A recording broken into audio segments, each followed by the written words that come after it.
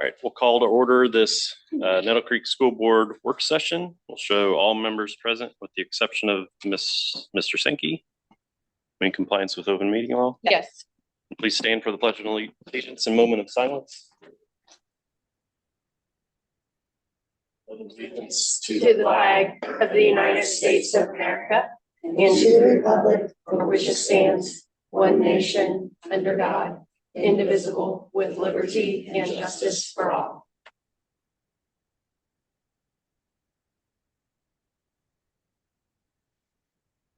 Very much.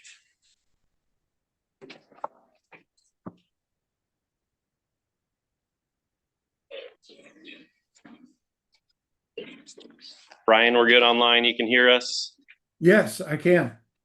Great. All right, we will start our work session to discuss revenue and expenditures as well as budgets. I'll turn it over to Mrs.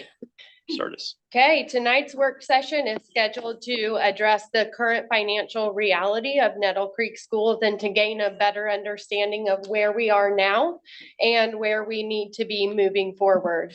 It is important to begin with clear reality. The landscape of school funding in Indiana has shifted between a statewide decline in student enrollment and legislative changes that have altered our revenue streams.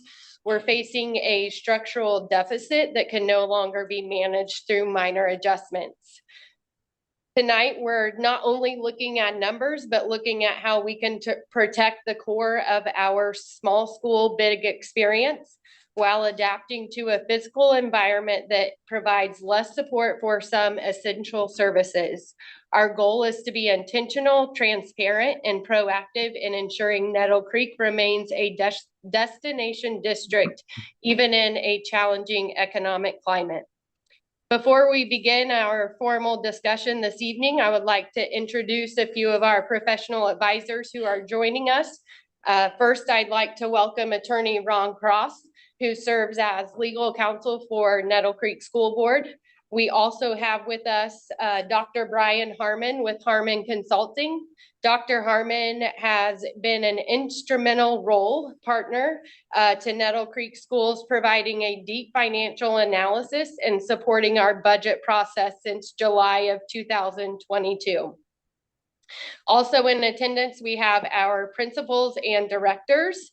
On board, we have Dr. Harmon, who is joining us virtually, and the sheet that he is presenting to the board members to see is the same sheet that you see for discussion that is up here on the screen. Are there any questions or comments before I turn it over to Dr. Harmon to provide us a current snapshot of Nettle Creek Schools expenditures and revenue? Okay, Dr. Harmon, I will turn it over to you. Okay, thank you very much. First of all, thank you so much for allowing me to speak with the board tonight and the community in regard to the current situation at Nettle Creek and a financial analysis of that. I've prepared some notes. As you might imagine, the financial analysis of any school district when we're talking about a multi-million-dollar budget is rather complex, but I've tried to break down some major points that not only a financial consultant would look at, but also DUAB, as far as taking a look at the financial health of a district, would also look at over time before deciding to intervene if they so decided to do that. A little bit about myself and Harmon Consulting. I began Harmon Consulting over 20 years ago. I've been a 30-year superintendent sitting in the chair, and currently Harmon Consulting helps over 30 school districts in Indiana with a variety, primarily budget, bonding, finance, and areas such as that. So I do have some experience at doing this, and I have a team, Dr. Eric Goggins, who works with me as well as others as we do this analysis. If you have any questions at the end, feel free. Believe me, sometimes you have to put me on a timer because when I get to talking about school budgets, I sometimes get a bit carried away. So just flag me down if I've talked too long about any subject matter. One of the things that I feel like it's important to start with and understand, which the general public has a tendency not to, is the difference between cash and appropriations. So appropriations are required for governmental entities from the Department of Local Government Finance to be able to expend dollars. You file for an appropriations through the budget process. There is also a process if you have failed to accurately guess that number, and I will say guess that number in a budget year, then there's also an additional appropriations process. We actually build a budget 18 months in advance of that actual budget being completed. So in July, we'll build a budget that is going to be for the calendar year 27. Indiana is unique in that you receive state funding on a fiscal year. However, school corporations, with the exception of just a couple in the state of Indiana, actually budget on a calendar year. So it makes it a little complex. To further complicate the issue is when you build a budget in July, you are guessing the next 3 student counts. So you are guessing what your October 1 count's going to be, what your February count is going to be, and what the subsequent October count is going to be. That's a real guessing game in this environment. At one time, the state had what was called a ghosting, which allowed you to make adjustments to your staffing or your spending over time if you had a dramatic loss and or gain in student population. that ghosting is no longer there. So if you lose students, you take an immediate hit. And when I mean immediate, it goes back to the last 6 months. As an example, when we get in a little further into this and we start talking about what your projected revenue is for 26, we only know for sure what it's going to be until July 1 of this summer of 26. From July to December of 26, we'll guess at a number. Emily will guess at a number that she thinks her enrollment will be in October. If she overshoots that number, then in November and December of 26, the state will take back money that they've already given you. If she undershoots that enrollment number, then they will increase the dollars that you receive in November and December. So it is not an exact science currently to do governmental budgeting in Indiana.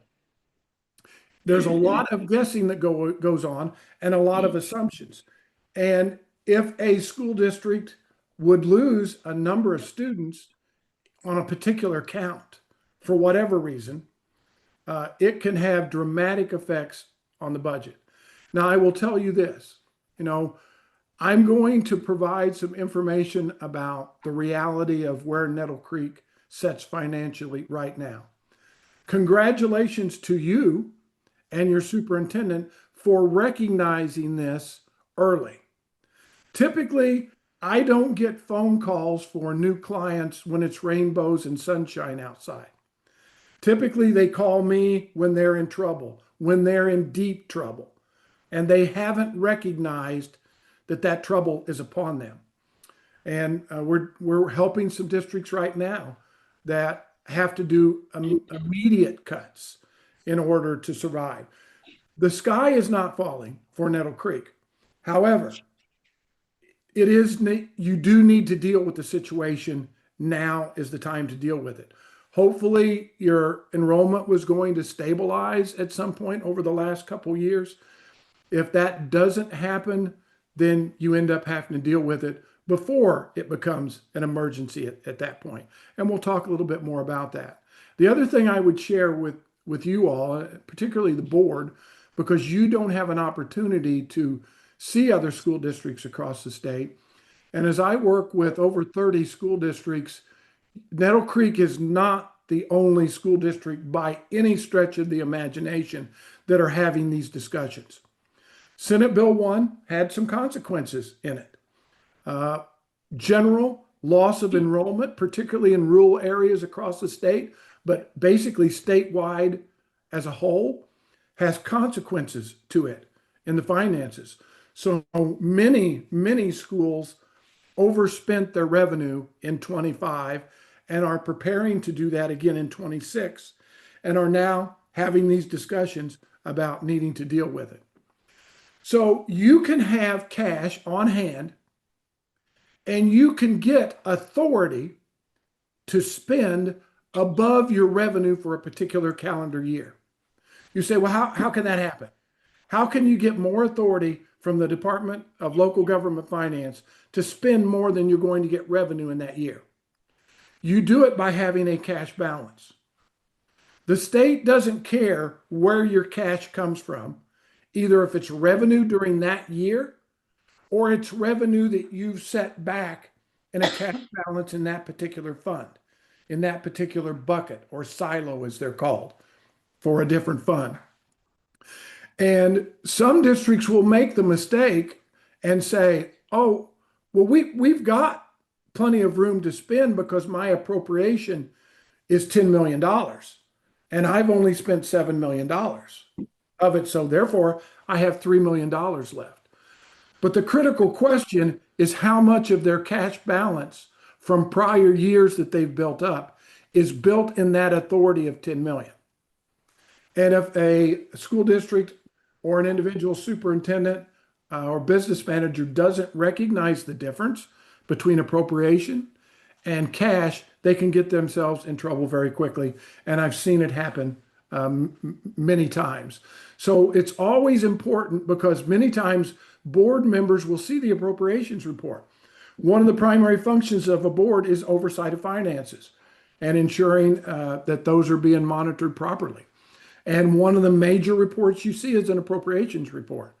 And many times I'll get questions, or other superintendents will get questions saying, well, it looks like we have money. We haven't spent all of our appropriations. And that is true. You can spend all of that, but you need to understand that you may be spending your cash balance down by doing that. And there's a time and a place where that's okay, and it's planned, and you know you're doing it. And if you know you're doing it for a particular reason and you're going to be able to have a plan later to deal with that, that's okay. In item 2, just some things that I think that we want to look at and talk about a little bit. So I looked at your December 31, 2025 cash balances in the major funds that matter to us for this evening's discussion. And December 31 of 25, the education cash balance was $1,701 and change, 701,000 and change. The operations was 463,000 and change. And the rainy day cash balance was 982, almost $983,000 in December of 25. What are they currently at the end of the March reports? We don't have April reports yet, but at the end of March, the cash balance in education was 1,448,000. Operations was almost 27,000. No need to get concerned there because remember, operations only has revenue that enters it twice a year, the June and the December draws. So when we do a little further analysis of operations, we'll talk a little bit more about where you really are in operations. But just because that's dropped from 463,000 to 26,000 is not of concern to us at this point. It's about timing of the revenue.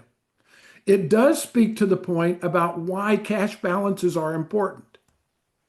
If you do not have enough cash to fund your operations for a particular month, 6 months, you have to do what's called a tax anticipation warrant, which is allowed.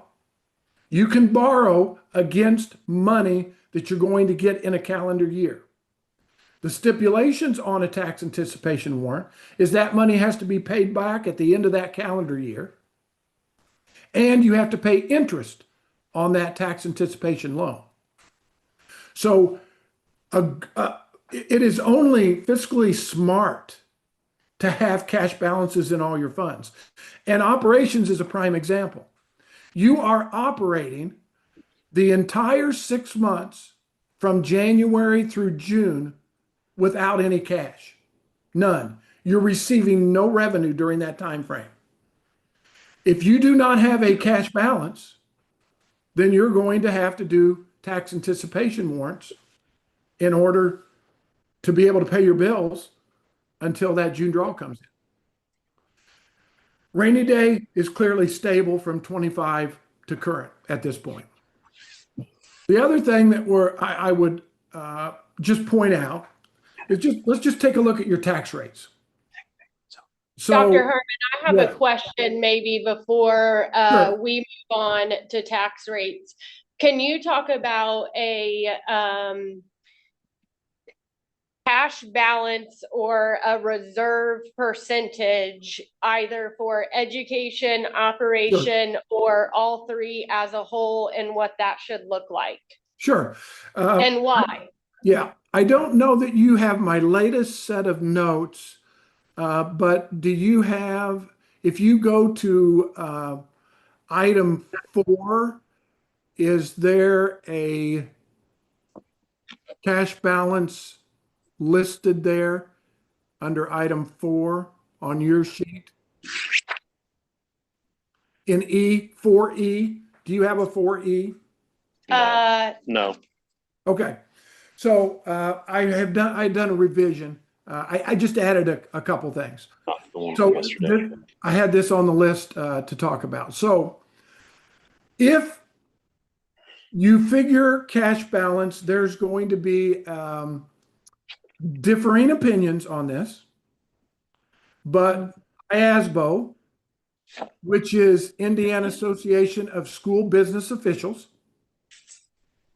as well as the Superintendent's Association, both recommend a 25% cash balance for any fund, or basically 3 months of expenses.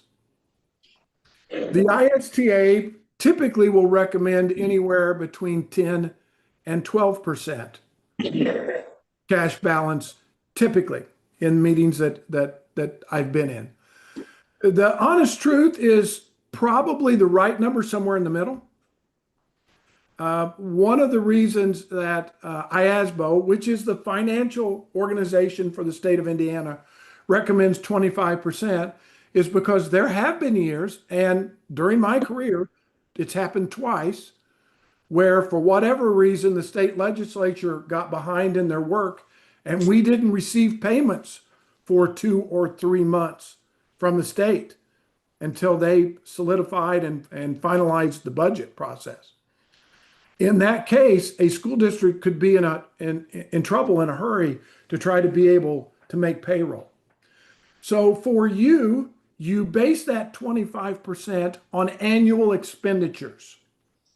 So if you look under 4, and we're not there yet, but if you look under 4, where it talks about expenditures for the education fund, it shows expenditures in item 2. You're on track to spend $9,753,998. Now, that's a guess, and we're going to talk why that's a guess at this point, because there are other factors, but that's going to be pretty close based on having made 7 pays out of 26 pays. We figure expenditures in operations differently, but education is primarily salaries. It is mainly salaries. So if you take the number of pays and divide that and push that out through a year, we should be pretty close to you spending 9,753. I went ahead and did the math. So if you take 9,753,998 times 25%, that is $2,438,499. So if you were carrying a cash balance right now of 2.4 million, you would be right in line with what the advice is from IASBO, as well as the Superintendent's Association. And to be honest, I teach classes of finance at the university level, and that's the number I give them as well for aspiring superintendents of what they should have as a cash balance. Now, do you need to panic if you're not at 25%? The answer to that is no. But if your cash balance is steadily dropping over a period of 2 to 3 years, you need to take notice of that and you need to act accordingly. Because over time, you do not want that to sneak up on you. But we as school districts, you do not want to be a bank. That is not your role. That is not your job. And that's not what you want. You want to have cash balances that are fiscally responsible to protect the financial integrity of the district. And in doing that, you are protecting the education of a community's most precious resource, which is their children. And it's an awesome responsibility to maintain the fiscal responsibility of a district.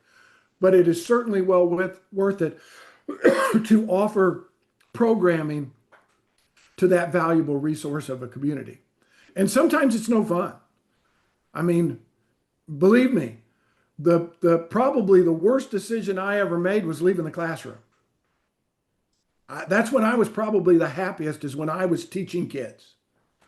I so enjoyed that. And that's where the magic happens, to be honest with you. That's where the magic is, in that classroom. And as administrators and as school boards and as school attorneys, our job is to protect that magic that goes on in that classroom. And part of that is fiscal responsibility. So 25% is what IASBO and Superintendent Association of those expenditures. So let's drop down and just see what it should be for operations. I did that calculation as well. You're on track to spend $3,221,136. And that will be pretty accurate. That's divided by 12 because a smaller portion of the operations fund is actual salaries. So an appropriate 25% cash balance for the operations fund would be about 805,000. That would be a comfortable and appropriate. Are there some districts that have more than that? Yes. Typically, if you were going to go more than 25%, you would want that in the operations fund. Why? Because you only get income twice a year into that fund, and you want to try to avoid tax anticipation warrants if you can. So does that answer your question? Yes, thank you. So let's go back to tax rates. Your current debt rate is just over 38 cents. Your current operations rate is almost 57 cents. And your total rate is just over 95 cents. So what the first question that many boards ask me is, well, what's the state average? Typically, you know what your neighbors are. That's pretty common. You know what their tax rate is. But what does it look like across the state? The last number I saw was 2025, and the tax rate was $1.12 state average. It may have changed by now. Understand that moving forward, we're going to start focusing in years to come more on levy than we are tax rate. Why? Because Senate Bill 1, the structure of it as it comes into play over the next 3 years, and it's a 3-year phase in of Senate Bill 1. As it becomes to come in place, AVs, assessed values, are going to begin to drop. And in some cases, they're going to drop significantly. And one of the things, if you don't remember anything else from tonight, other than what I'm about to say, tax rate times assessed value equals levy.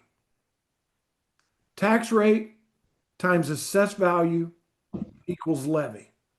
Superintendents use this simple algebra formula many times. So and we know a couple things from that simple formula. If your AV goes down, your tax rate has to go up to generate the same levy. Levy is cash on hand. It's actual cash in your hand. We know what assessed value is. We know what your tax rate is. So if that assessed value is being pulled down arbitrarily and irregardless of the growth in your community, Senate Bill 1 will bring down assessed values, irregardless of what growth you may have in assessed value in your particular community, which is going to force your tax rate up. So if we begin to compare, how are we doing in comparison to last year and the year before? We're going to have to start focusing on levies moving in the future. So your tax rate is, if you ask anybody, well, how's your tax rate? It's too high. I've yet to meet any taxpayer, as it should be, that didn't think taxes are too high. I get that. I understand that. And I certainly don't begrudge that. But as you look across the state of Indiana, and we all play by the same set of rules in Indiana, if your average tax rate is $1.12 across the state, you're clearly under that average tax rate currently. The next thing I want to talk about in some degree of detail, because I think it will empower you, I think it will empower your community, I think it will empower your school board, is I'm going to talk briefly about circuit breaker and what that means and what your circuit breaker is. Your current circuit breaker is by the state estimate, and I'm going to emphasize estimate, is $434,000. Your actual circuit breaker last year was about $256,000. Actual circuit breaker. Okay. In fact, I've got the exact number, but if memory serves me, I think it was about 256. Isn't that right, Emily? Wasn't it right there? Yes. Yeah. And so that's a significant increase. I was able to speak at length at the individual who actually developed these estimates for the Department of Local Government Finance. And they believe that these estimates are hopefully high. We won't know that till the beginning of the summer. And I have many boards or community members that will say, how could we possibly be in March? We're going to go through April. We're going to go through June. We're through half a year. And you're telling me you don't know what our circuit breaker is going to be yet? And the answer to that is that's correct. I do not know what your circuit breaker is going to be.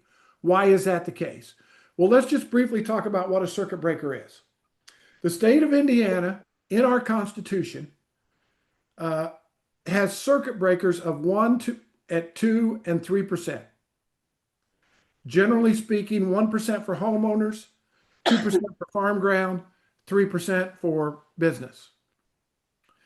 If you own a home and it has an assessed value of $150,000, doesn't mean it's worth $150,000 on the market. It's assessed value. Net assessed value is $150,000. The maximum you can pay in taxes as a homeowner is $1,500. I like to say that circuit breaker is money owed, never paid. So let's just say, and I have no idea the situation in your community, but let's just say a new jail was built in your community and bonding was done to build that jail in your county. And my house was in your county and its assessed value was $150,000. And the bonding, which was done for that jail, followed the bonding process. You're familiar with that. You've done bonding in schools. You follow the process. You have advertisements that you have to do. You have steps that you have to take.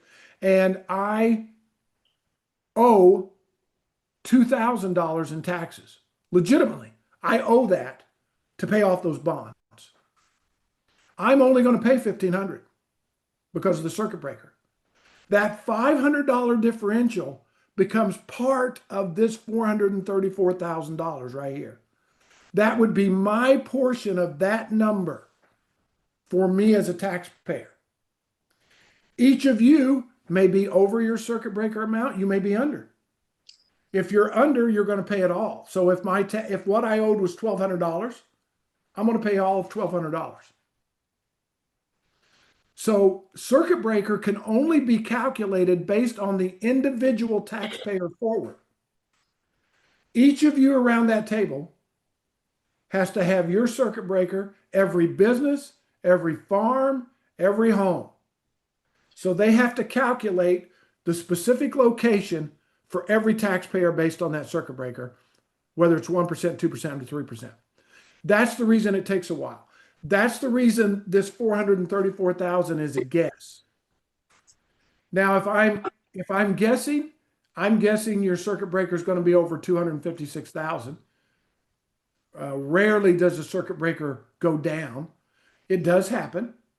And I have a couple districts where it has happened, primarily when a big industry comes to town. And when that big industry shoots up that AV, that brings your circuit breaker down. Okay. When we go back to that formula that I talked about, tax rate times assessed value equals levy or cash. The other thing that we know, and from algebra class, is if we know any two numbers of that formula, we can figure the third. And in doing that, we can make projections. And believe me, I want to take just a moment to compliment your superintendent. She is fabulous. She does a great job. She is super smart from my viewpoint.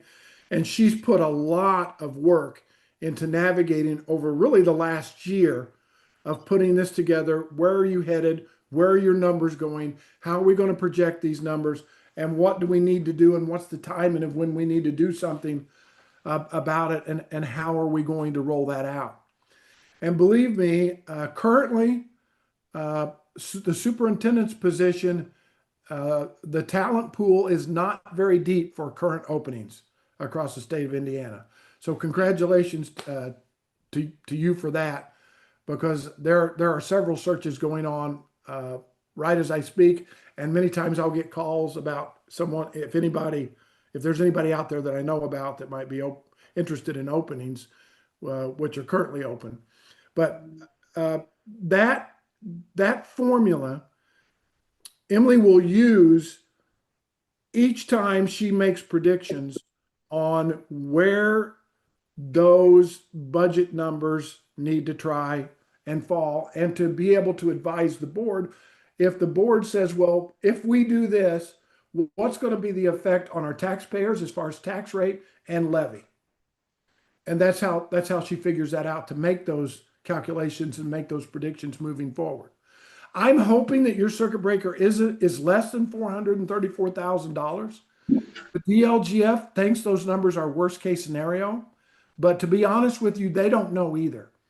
They have a tool that helps them project for each county, but there's no way to know for sure. So let's talk about education fund. In the education fund, the way we project what you possibly will spend in the year 2026, we take the number of payrolls that you've spent through March, we divide it by the number of payrolls that you've had, which is 7 out of 26 at the end of the March reports. We take an average number and we simply multiply that by 12. The longer we go in the year, the better that number becomes, the smarter that number becomes, the more accurate that number becomes. Now we can see, are we pretty close, by looking at what you spent last year. In 2025, we know that your expenditures were $9,735,032.43. That's an exact number. And in school budgeting, anytime we can get an exact number, that's wonderful, because most of our numbers are guesses or predictions. But that's what you spent last year. So to expect that you're on track to spend $9,753,000 is not out of the realm of possibility. That's probably a pretty accurate number. There are questions down at the bottom that I've listed that I encourage boards to ask themselves and or superintendents. Did you give a raise at the start of the year? Did you have any staffing increases? Was there any difference in compensation between outgoing and incoming staff? And was there any changes in the district compensation of health insurance or other insurances that are offered? And you'll notice there's just a little over $30,000 difference from 25 to 26 based on that. So I know as Emily worked on what the raises cost the district, that was the lion's share of the difference between 25 and what it appears 26 is going to be. So how did we predict your revenue? You get a document that's called your DOE 54, and that's provided by the DOE Finance Department. And they give you that document, and it gives you a year in advance for 6 months of financing. And your revenue shows that your revenue is going to be $9,130,751. And if your count is exactly as we predict or you predict, that number is going to be right on the money. But here's the issue. This number, we only know what it is through June 30. We know what that number is. The next 6 months are a guess, and they're going to be based on what your October 1 count is.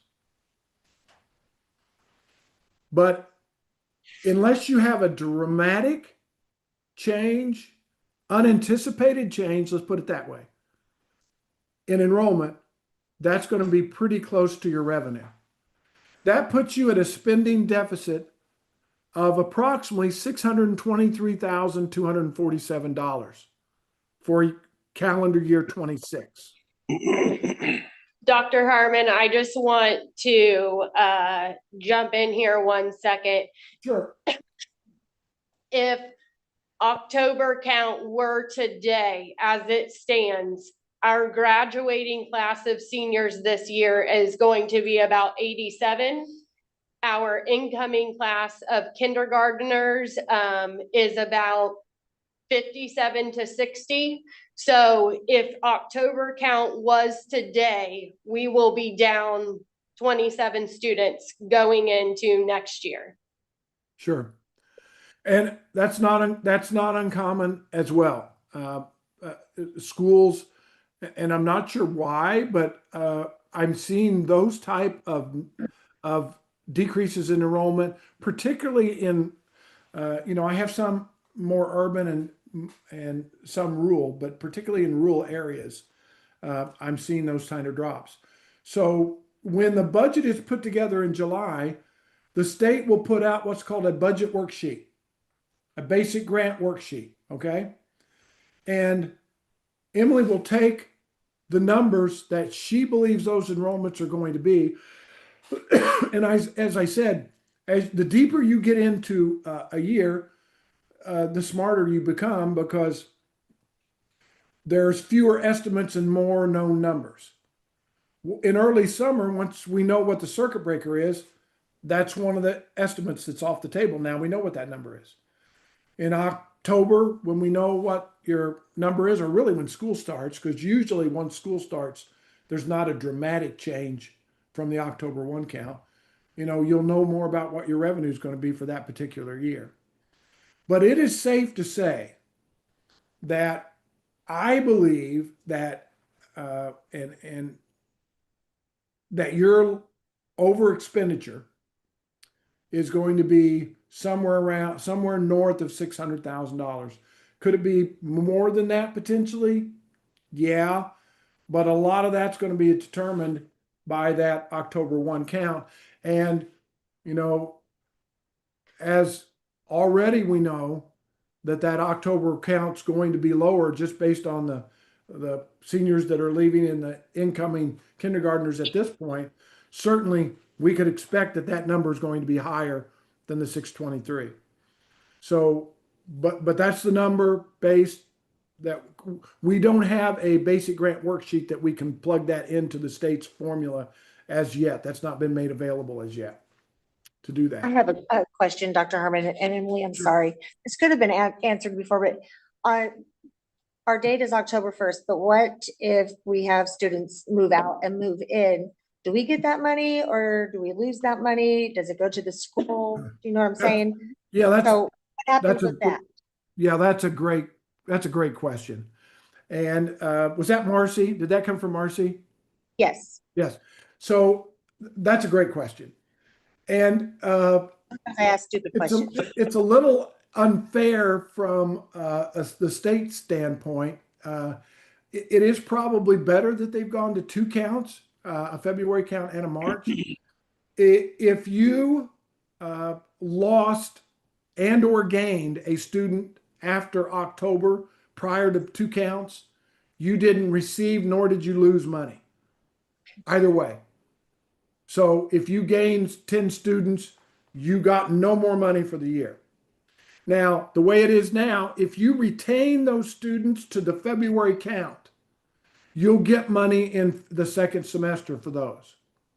So if you gain students above whatever you estimate you're going to get in October, if you gain students, in November and December, they're going to give you more money than you had planned on receiving. Okay. The bad thing is, if your count drops from where you predicted, and we're required to predict, all schools have to put in a number. You can't just leave it blank. You have to put in a number that's your estimate. And if you overshot that, they're going to drag money back. Same thing for second semester. If your February count, if you undershoot that, you're going to get more in May and June, or I'm sorry, May and June. And if you overshot it, they're going to pull money back in May and June. But that's a great question. Historically, too, our enrollment from October 1 to the February count drops. So we usually have more kids at the October 1 count, and we have fewer kids at the February count. Yeah, and that's This typical. year, That's typical for rural districts as well. Yeah. So just to make it clear, we get, let's say, half of the 6,000 in October, and then we have to prove that we still have them in February to get the full. I'll That is- defer to Dr. Harmon. That is correct. Okay. That is correct. That is Thank correct. you. Yeah. So we know what you spent in 25, and just take a look at the revenue differences there. So your 25 revenue was 9,135,000. Okay. Your anticipated revenue for 26 is 9,130,000. So I remember when the legislation passed, they were talking about increases for schools. Where's the increase? Well, for most of the schools that I work with, the increase was in curricular materials. They took the curricular materials money that was a categorical grant and they rolled it into the basic grant and called that an increase. And most schools, if not all, were actually spending more dollars on curricular materials than the state was reimbursing anyway. So, and sometimes by a substantial amount. So most of the increases that were shown originally to school boards just following the last session, most of that was curricular materials that was rolled in. So it wasn't really new money, and curricular materials is not supposed to be bargainable. It's set aside, even though it's now in the basic grant, as non-bargainable funds in the basic grant, because it's supposed to be designated for curricular materials. Hence, that's the reason it was a categorical grant. Why they decided to put it into the basic grant, I'm not sure, but that's where it is now. So that's where you're setting currently in the education fund. Remember, you're currently also setting at almost a $1.5 million cash balance. Could you overspend $600,000 this year? Yeah, sure, you could. But all you have to do is subtract that 600,000 from that 1.5, and that's what your next cash balance will be. Possibly even deeper, depending on enrollment losses. So again, congratulations to you, because many schools are dealing with this. And unfortunately, Many schools do not recognize it until that cash balance is near zero and they're having trouble making payroll. And believe me, nothing upsets people more than being told you don't have enough cash to make payroll. That's not a good day for anyone. So the fact that you've recognized this in a timely manner to be able to deal with it and effectively engage with it is great news. Let's talk about the operations fund. So we figured that a little differently because it's not primarily salaries. There are some salaries in there now, but it's not primarily salaries. It's primarily,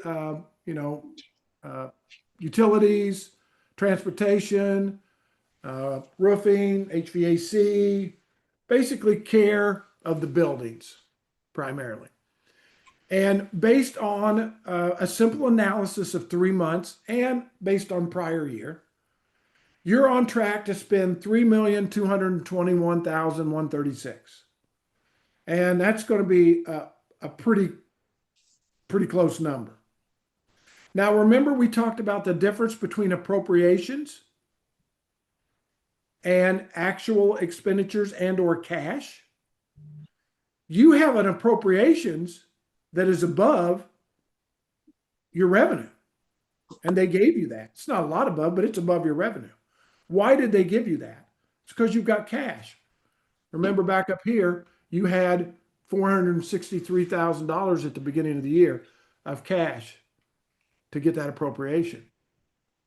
If you spend all of your authority to spend, your appropriations, not what you're on track to spend, but let's say you spend it all, and we talked about a cash balance of 805 would be 25%.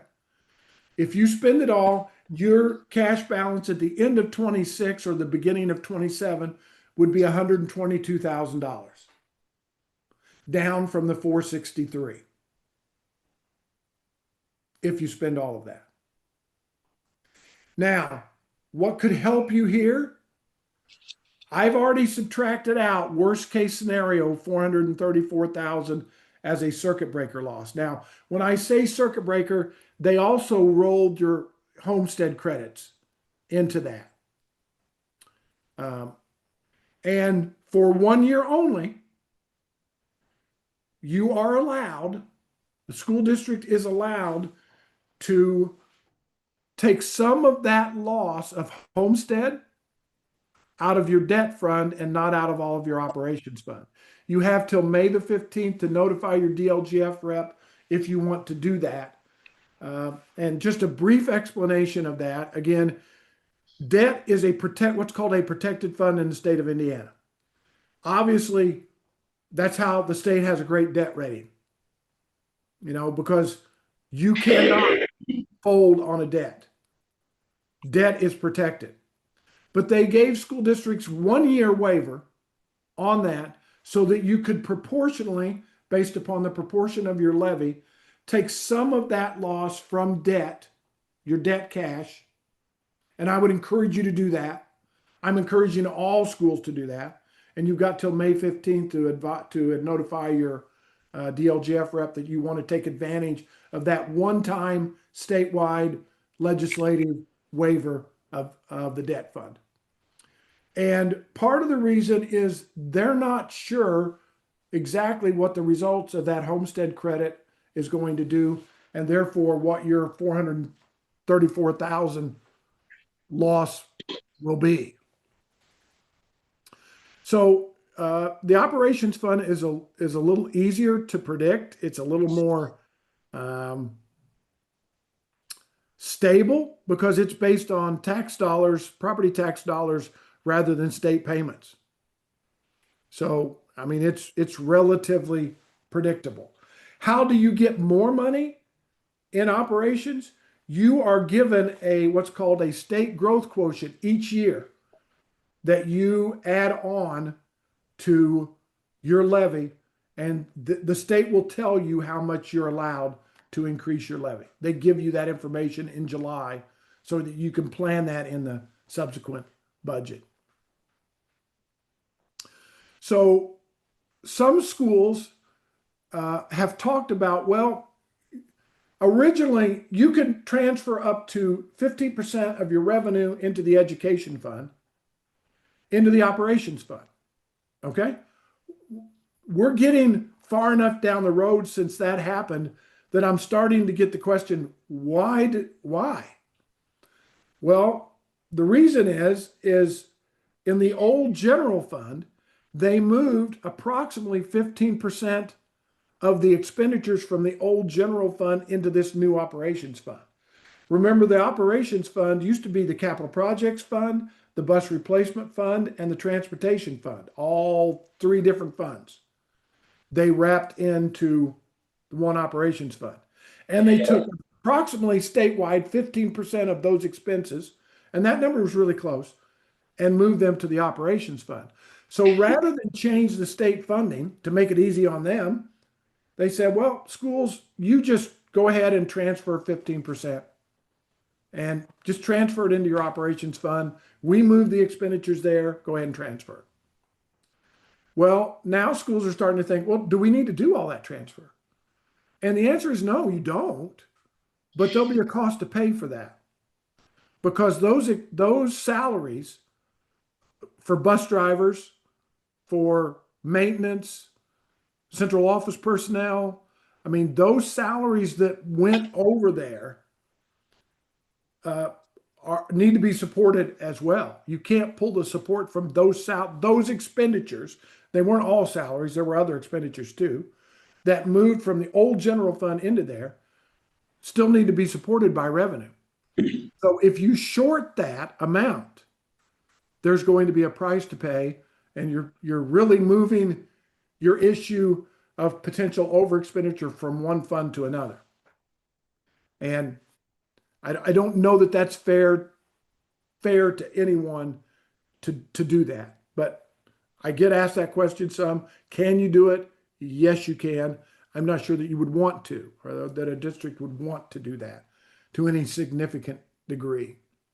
I have a question, and I apologize because I know everybody doesn't want to stay here super, super late. But I thought you're that we fine. have 65% compensation for the teachers, but you're saying we can do 50% into the operations? No, 15%. am I hearing that wrong? 15. Oh, okay. 15. I apologize. I thought he was saying 50, and I'm like, all right, 15%. I'm sorry. But- That's- But I Yeah. do have a question related to that. I mean, Sure. because just kind of running through math and the shortage problem, that the overspending problem we have in the education fund right now, and we're transferring the full 15%, right? Just under. I'm just having trouble figuring out how you make that work in a perfect world where we are able to pay 65% of that number of the education fund towards salary and compensation, take out the 15%, move to operations, and still have enough to pay for supplies and everything else. And we've looked at cutting those numbers down in supply, like they're paper thin, I feel like, at the moment. So seems like the only place to take away from is salary and compensation. So how does that balance out, and how do you resolve that conflict, I guess? Yeah. That's a great question. It's Sean, right? Sean? Yes. Yes. Great question. Also a great question. So the state, in their infinite wisdom, put two things that school districts need to adhere to. And I get their reasoning, but in application, it doesn't work very well. The 65%, I get that. But to be honest with you, most schools, if not all schools across the state, I think there were like maybe 2 schools out of 300 corporations when that originally went into place that were under 65% already. And then they put in the funding floor as well. So there are, I'm going to try to make this as concise as possible to answer your question, Sean. The state recognizes that if a school district is losing enrollment, it may be difficult to maintain certainly the funding floor. That will be almost impossible to maintain, as well as the 65%. the reverse of that is to say, okay, well, no matter what, we're going to meet our 65% and we're going to meet that funding floor obligation that the state's given us. We're going to meet that. Where it will get you on the other side is they have now set up a group that's called DUAB. Okay. And DUAB is their responsibility is to monitor the fiscal health of all public school corporations in the state of Indiana. And they do a good job of it. If you get on their radar, and as the example that I gave earlier, a couple schools that I recently begun helping, DUAB had already reached out to them. That's how they knew they were in difficulty. DUAB has not reached out to you, but at some point in the next couple of years, they would. DUAB will come in. There's no longer statutory state controlled.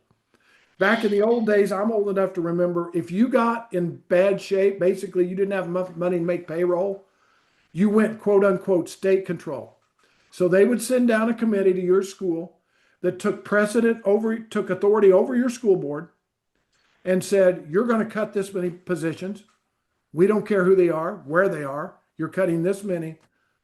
And they stayed with you. You stayed state controlled until until they turned you loose when your finances were settled. There have been some schools in the state who have gone state controlled by legislative action over the last couple of years because they got so bad and they weren't listening to what DUAB said. But DUAB will come in and tell you, you've got to adjust your numbers. You need to right size your expenditures with your revenue. That's the terminology they're going to use. That's the terminology I like to use. If you're losing enrollment, you're forced to right size. Now that is directly in conflict, Sean, with could be, certainly is with a funding floor. Because if you're cutting back expenses, your goal is to lower that funding floor. Loss of enrollment is a get out of jail free card. They do not expect a school to spend themselves into the poorhouse just to meet those two numbers. But you're right, they are in direct conflict. The thing I think that the legislature was trying to get at, and that we all want, is they wanted teachers to be fairly compensated for the work that they perform. And believe me, I've never talked to a superintendent or a school board that didn't want that as well. I go back to the magic of what goes on in that classroom. And I go back to what's the most valuable resource of any community. And certainly we want that compensation to be there, but not so much that you bankrupt the school district and then you've not done anybody any favors. Does that kind of answer your question about how those two are in conflict? Yes, that helps a lot. Thank you. Just for a point of reference, our FY 25 teacher compensation percentage was 65.49%. 5.49. 49, yes.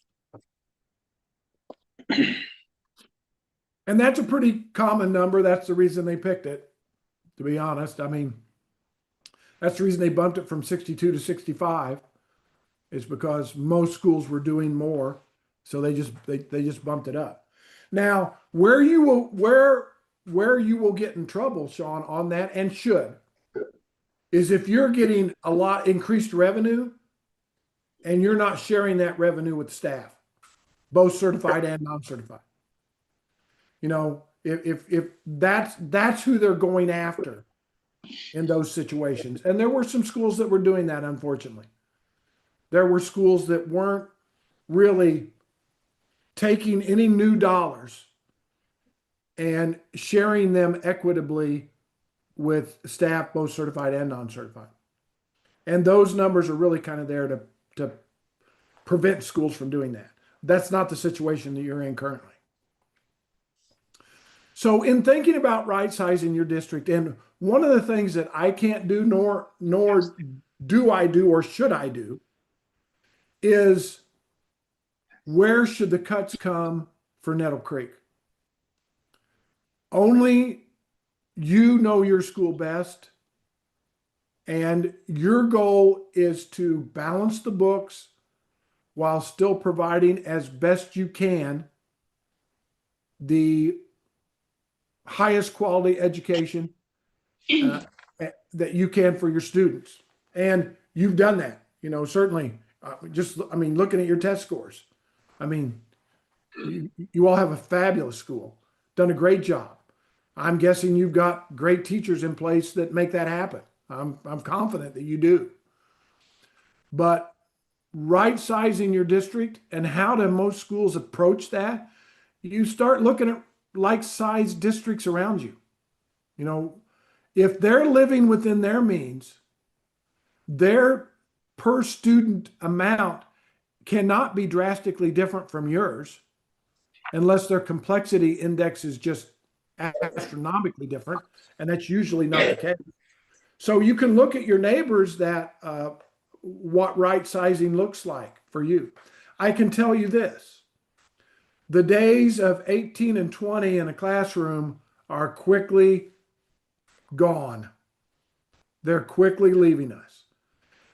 There is a reason that prime time, and some of you won't even remember that term, but there was a reason that prime time numbers back in the day were like 18 and 20 students in a classroom. Why? Because that's clearly optimal numbers. But unless education across the state of Indiana is funded to reach those numbers, you have to make adjustments accordingly. I have school districts that have 30 kids in elementary classrooms. Some as many as 34 kids in elementary classrooms. Is that recommended? No. Is it what they had to do based on their circumstances? Yes, it was. We don't always get to choose our destiny. Sometimes the reality is what it is, and you have to look at those numbers. So that's one area. Sean, you talked about supplies. That's an area to look at as well. But sometimes it's hard to get, large savings in those. And I know you all have seen, documents that Emily has put together. I don't know that I've ever seen anybody brainstorm as much as she has in the work and the hours she's put in to where could we possibly save dollars. And there are a lot of places, but guaranteed savings aren't the same as hopeful savings. Consortiums to purchase items. Yeah, that's a smart thing to do. And yes, sometimes that can garner savings, but they're certainly not guaranteed. And sometimes those fluctuate, especially for utilities, if you're doing that, and sometimes construction projects can actually save money in the long term. I was superintendent at Princeton for 10 and a half years. We built a new high school and remodeled every building.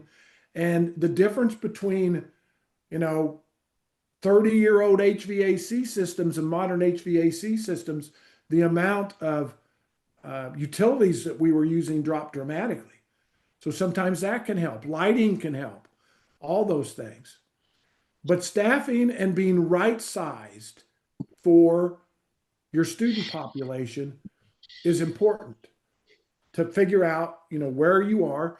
I mean, you still want to try to offer the same basic course offerings for your students and have those pathways that are now required available for students. But and that takes a lot of work, a lot of discussions in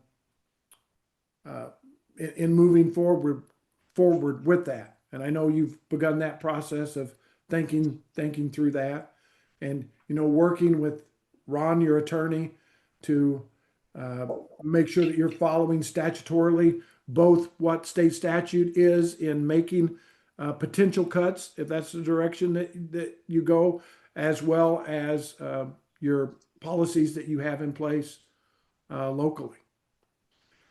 So there's some questions in there about at the current realities, declining enrollment, you know, as Emily said at the beginning, being transparent about that. I mean, it's no secret. I'm sure she has provided enrollment numbers. She just provided you what the difference is going to be from your senior class to your kindergarten class, what those enrollments are, and being transparent with both staff and community and the board.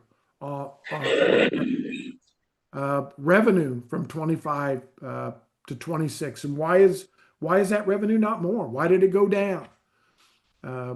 Your kindergarten classes compared to your senior class, and what's going to that enrollment, if that doesn't change for that student population, that's I think Emily said 59 in kindergarten currently. Yeah. Next year, you know, that's going to go up through your system as well each year, and that's what that note is about also. And then taking a look at your right sizing support staff, administrative staff, instructional staff, all of that.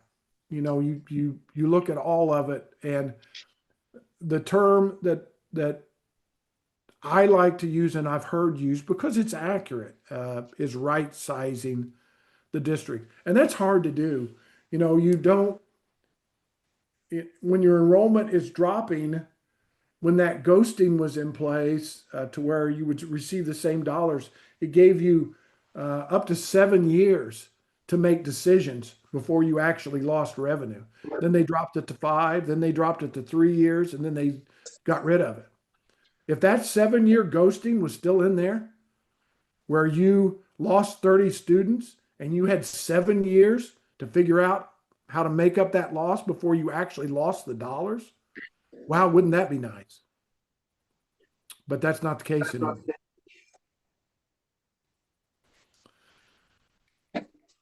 So I think my overall theme is it time, in my opinion, again, I've done this a long time, 30 years in this business, almost 25, 24 consulting. And my advice is this is something you need to deal with, and you need to deal with now. I don't think any school wants to be in a position to where DUAB comes in to dictate what the school's going to do and what's in the school's best interest, because their job is to balance the books, period, irregardless of the passions and the programming that is special to your particular community, rather than you being able to make those decisions. And again, the sky's not falling, but it's time to deal with it at this point. And congratulations for recognizing that in advance before you absolutely have to, or DUAB comes in, takes over and says you have to deal with it. Any questions? I can talk about budget all night, so I'm happy to answer any questions you might have. Ryan, what's DUAB stand for? Distress Unit Appeals Board. Thank By the you. way, they've got a website. They've got a website that you can go to. It's pretty handy. They've got some charts and stuff on there for every school district.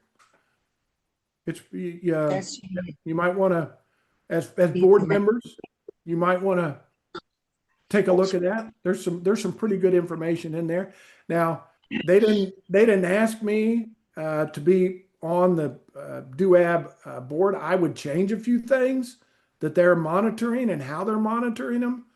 But good for them for doing it. I mean, there needed to be that component out there, because there's a lot of, I mean, there's a reason I stay busy. I usually end up working with initial superintendents, new superintendents to that chair, and then I usually maintain those relationships over time, even when they're much more sophisticated in the performance of their duties, even years later. I've never lost anybody in my tenure of 24 years of doing this. So I enjoy doing it. And anytime I can help, I'm happy to do so.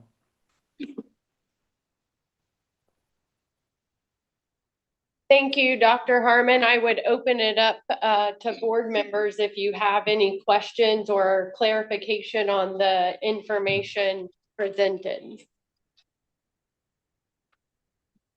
I do have a question, but I don't know if it's, if Dr. Harmon can answer it. It's more towards, you, Ms. Schaefer. We spend a lot in the curriculum, and I know that we approved that. Is there, and I know the surrounding school systems are also facing the exact same thing we are. Is there a co-op that we could look into and share the price of curriculum activity or curriculums within the schools? Mhm. Not that I am aware of, and I think that that would be challenging, because we pay per student on curricular materials. For student,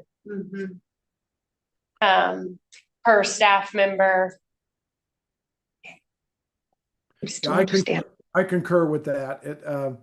It's certainly not a bad idea. The other issue becomes, every school district chooses different curricular materials. So that now I'm sure you're in purchasing co-ops, but it would be very difficult for curricular materials. I agree with that. Thank you. I just have a comment. It's not a question. Unfortunately, we're having to deal with the hand we're dealt. We have no control over our student census, incoming students. Personally, I think the geographical area of Hagerstown is becoming more geriatric. Not a lot of younger families are coming in. The surrounding areas, not a lot of housing for younger families. That's just my opinion, and I wish I had a crystal ball and could fix it, but I don't.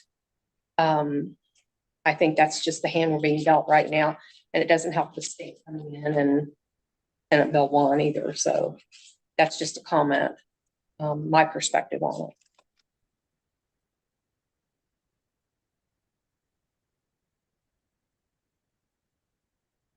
Emily, how many students do we get or lose between October and February, roughly, if you know? This year, roughly, in October, we were about 1090 and we're about 1079 right now. If you look at class sizes in the elementary, do we start out in the 20s and then it goes down, or how does that work? Currently, our class sizes in the elementary, they fluctuate. Our first grade, I think is between first and second grade are between 19 and 20, third is at 22, fourth grade 17, fifth grade 16 to 17, sixth grade 19 to 20 approximately. Just comparing enrollment numbers, if you go back to 23-24, we were at 1,127 students. Next school year, we were at 1,103 students, so down 24. And then the start of the 25-26 school year, I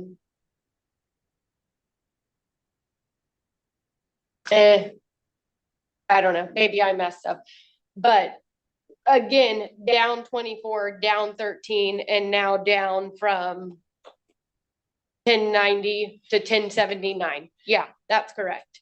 So 1127, 1103, 1090, and 1079. And to my knowledge, I don't know that we have made any staffing changes each time we have decreased. Okay. Other questions for Dr. Harmon? If not, we can continue this conversation, but I want to be respectful of his time as well tonight. Just any questions, clarifications, comments while we still have him. Nothing else from me. Thank you, Dr. Harmon. Thank you. Very, very well put together and clear, so appreciate it. Thank you. I appreciate the opportunity. And as I said, you got a great school district. You're not alone in the decisions that you're going to make moving forward. You've got great leadership, and from test scores that I've looked at, great teaching staff, a lot of things going for you. Unfortunately, the reality for a lot of school districts is this is kind of where we are. But thank you for the opportunity, and it was nice meeting you all. Thank you. Thank you, Dr. Harmon. Thank you.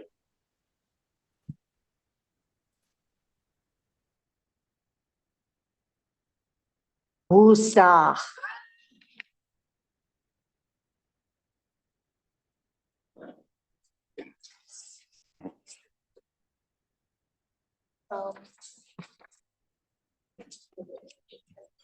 I don't know what they're. That's supposed to be school assistants. Okay. So, Your elementary grade, Assistant. multi-section, so you have two per section, or you have any? We currently have 4 per section, K through 6.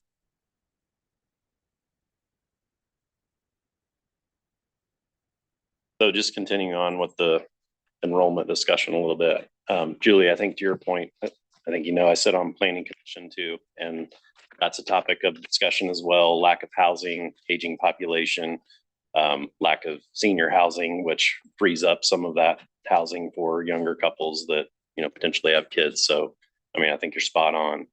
And Lee, I think you had a maybe demographic study or something that Was not only explained, but projected some a little bit. Is that Mhm. something you wanted to share or had available, or if not, that's fine. I But, did the not. general trend was down, right? And kind of, Yeah, that demographic, and I'm happy to share it out to anyone who wants to see that. But that demographic study was completed in 2014. And when it compared through 2024, I believe, and it was right on point of decline of enrollment, housing, elderly population, and people not having as many kids. Happy to share that out. Just don't have that in one of That's my fine. 50 tabs. It's horrible to say when I was part of that and I really didn't believe it. And here we are. It's an eye opener.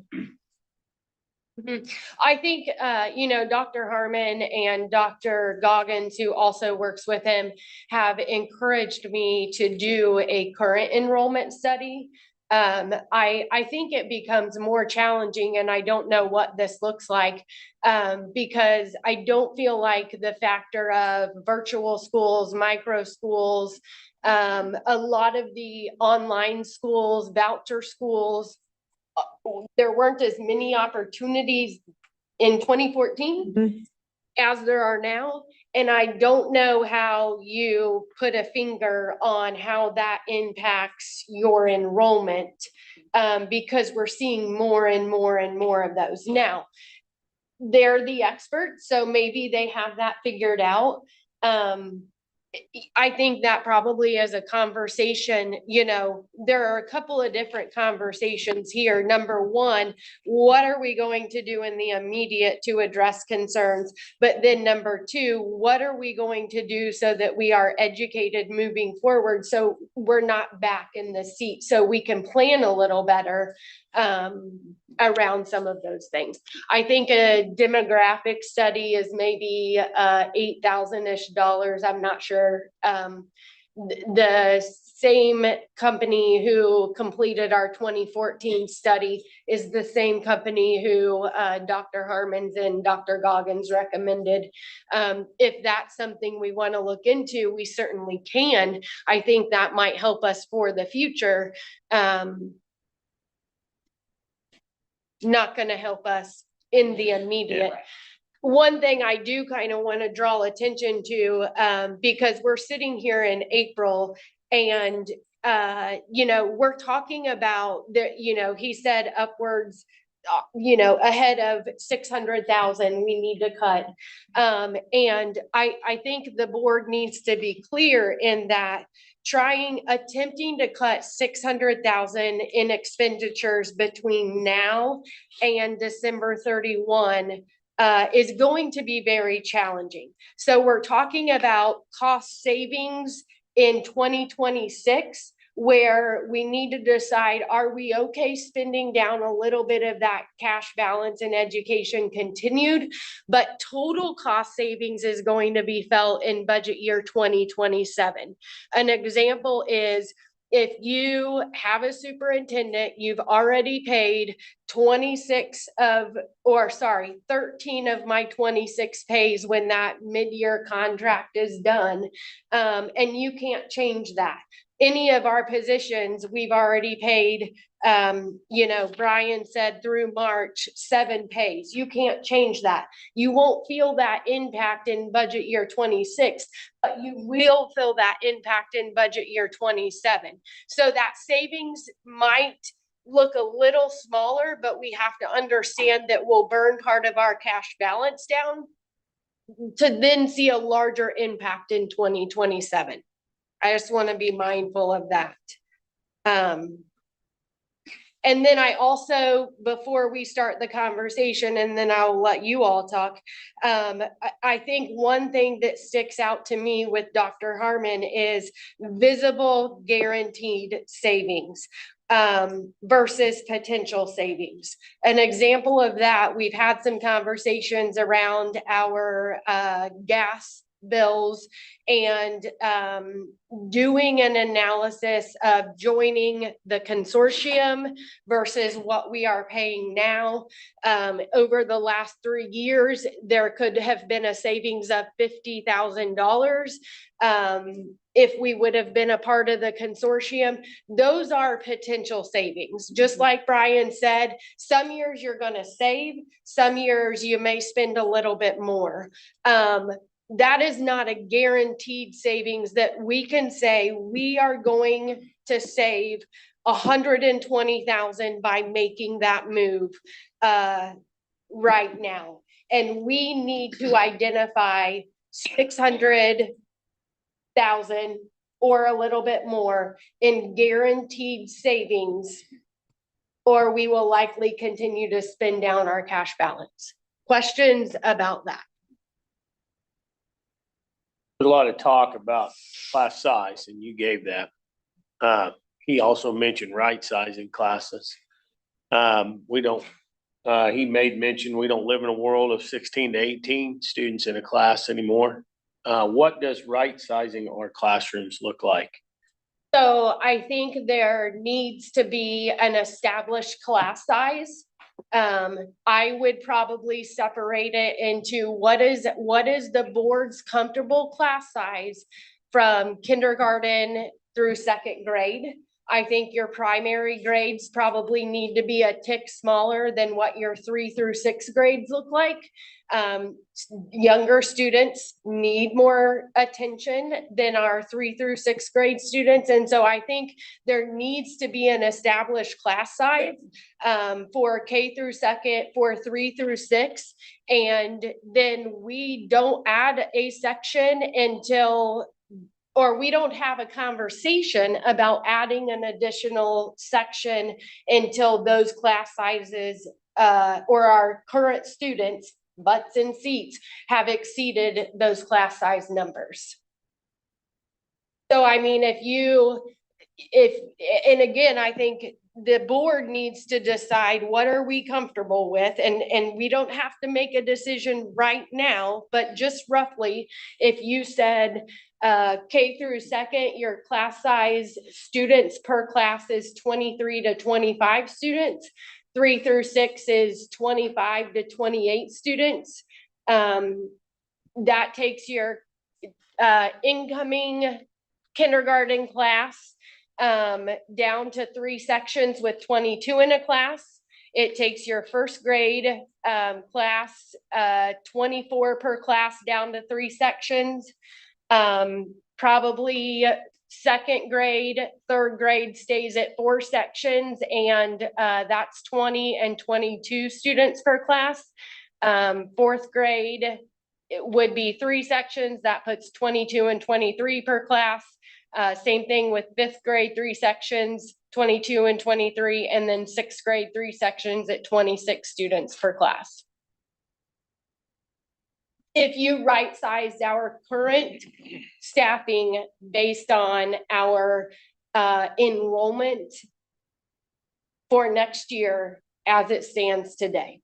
Now, if we get to a position where we pick up 30 kindergarten kids between now and the first day of school and they all show up, I think then you would have to come back and say, what are your class size numbers then? Obviously, probably too many with 30 more kindergartners, and then have the conversation of, do you add another section? Which we've done that before. How quickly can we turn that around if that ends up being the perfect world we're looking for? How quickly can we right size based off of an established class size? That and then adjust. And then adjust. Right. So, So right size first and then adjust as needed. How yeah, quickly does- mean, how I long does think that take? step one is determining a class size that the board is comfortable with.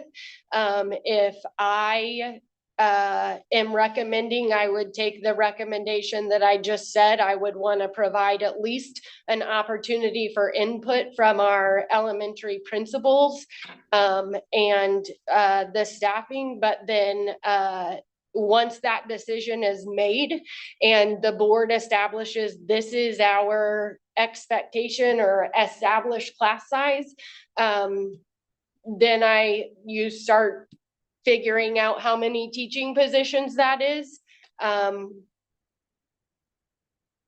And then look at your hours as a reduction in or a justified reduction in force policy, which is school board policy, and you work with your legal counsel to determine what teachers you need to communicate with between May 1 and July 1 and receive official notice that they would not have a position next year. So that Does that answers- answer your question? It answers on the right sizing part, but then once we right size and then let's just say perfect world, we come up with 30 more students, Mm-hmm.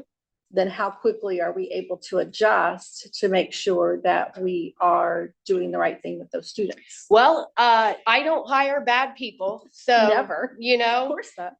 my hope And I agree would with that. my hope would be that we would quickly be able to go to one of those teachers who no longer had a position, offer them a position back, and they would be able to come back. You do run the risk of nobody's going to sit around and wait, or at least I wouldn't, till whenever you can make that decision, Right. whether it's the end of June, the end of July, or not until 5 days after the school year has started. And so that chance, for lack of a better word, of one of those individuals not having a job already slims. Thank you. So with what we're talking with right sizing and adjusting the class sizes, talking about a cut of 5 positions, potentially, right? Potentially, I just, threw down some thoughts based on 23 to 25 in K through 2 and 25 to 28 and 3 through 6. If we right size based on those numbers, yes, that would be decreasing 5 teaching positions because you would be moving from 4 sections to 3. Do we know what the cost savings of that would be for here? Yes, we do. So 5 teaching positions would be $380,061.31. Many of those, Sorry to cut you off, Cody. One other thing I want you all to keep in mind is we have already had one retirement at the elementary, which will be a cost savings of 77,500, and did not fill that position. And then we had a retirement at the junior, senior high school. We are not filling that position, and that will be a cost savings of 88,500. So that right there, those are not potential savings. Those 5 teachers right now, I would consider them potential savings because there have been no decisions made. That 77.5 and 88,500, those are guaranteed savings because we already know they're not coming back next year, and we're not filling the position. Now, savings in 2026 will only be half of that. The true impact will be in 2027. That's when you will fill the savings of their entire salary, or I shouldn't say salary, total compensation. So when you said the cost savings of 300 and some thousand, is that for the last half of 2026? Or is that, No, that's total? So 380 divided by 2, that would be your cost savings in 2026. And that's why I shared, Yes. the board needs to decide, are we okay? Let's talk about that first, because Okay. I think that is the starting point. Yeah. I mean, I'll throw out I'll throw out my thoughts. You're welcome to chime in or oppose me, but I think for simplicity's sake, we make these changes under the assumption that we're affecting the 2027 budget. It's easier to comprehend where we know the full year numbers. It's really what matters at this point is fixing 2027 and forward. The savings that we're able to obtain out of that for 2026, great. And we'll find whatever else we can too. But we do have the cash balance to absorb that. We have the rainy day fund. It's not like we're strapped for cash and, the place is going to burn down if we don't figure this out right now. So that's my opinion. Feel free to state yours as well, but I think that simplifies things from a discussion standpoint. I would agree. Because we get our first tax payment, May 1st and November 1st. So then we get that little extra June 1st. first. Amber, when's our December payment? Well, actually, June 1st is Is the June 10 settlement. We'd like to get in 30 days, so it's usually June 15th and thereabouts, and you have November 10 settlement, which again is 30 days. So you're looking. Mid-June, mid-December. And that's operations fund payments. Operations fund. So is there any heartburn with moving forward with kind of that assumption as our starting point? Okay. I think the next natural progression then is I think we've discussed enrollment, demographics decline. Doesn't seem like that's shoot up anytime soon. So naturally progressing after that then is class size. Everything kind of stems off of that. So again, unfortunately, I think, we don't have the luxury of having, 10 sections per grade level to where adding one, like we can't really refine that number down to 1 or 2 students, right? Going from 4 to 3 or 3 to 2, that makes bigger differences in class sizes. So I think what we got to look at is maybe a floor and a ceiling. It's going to be larger than 2 or 3 kids because just by math, that's how it changes. But hearing what Dr. Harmon says, the days of 16 to 18 seem to be no more, and that's kind of where we're at in some cases. He's got districts that are also 30 to 34, although I don't think that's where we want to be. So that puts us somewhere in the middle of that, and I think seems to be right in line with the numbers thrown out there, Mrs. Schaefer. those are numbers that I don't, they're not ideal. Obviously the smaller class sizes, the better, but also I don't think they're detrimental. I think they're still manageable. So I think we kind of use that as our starting point and go from there. Okay, we right size our elementary classes. What cap of students in one class are we going to use before we open another section?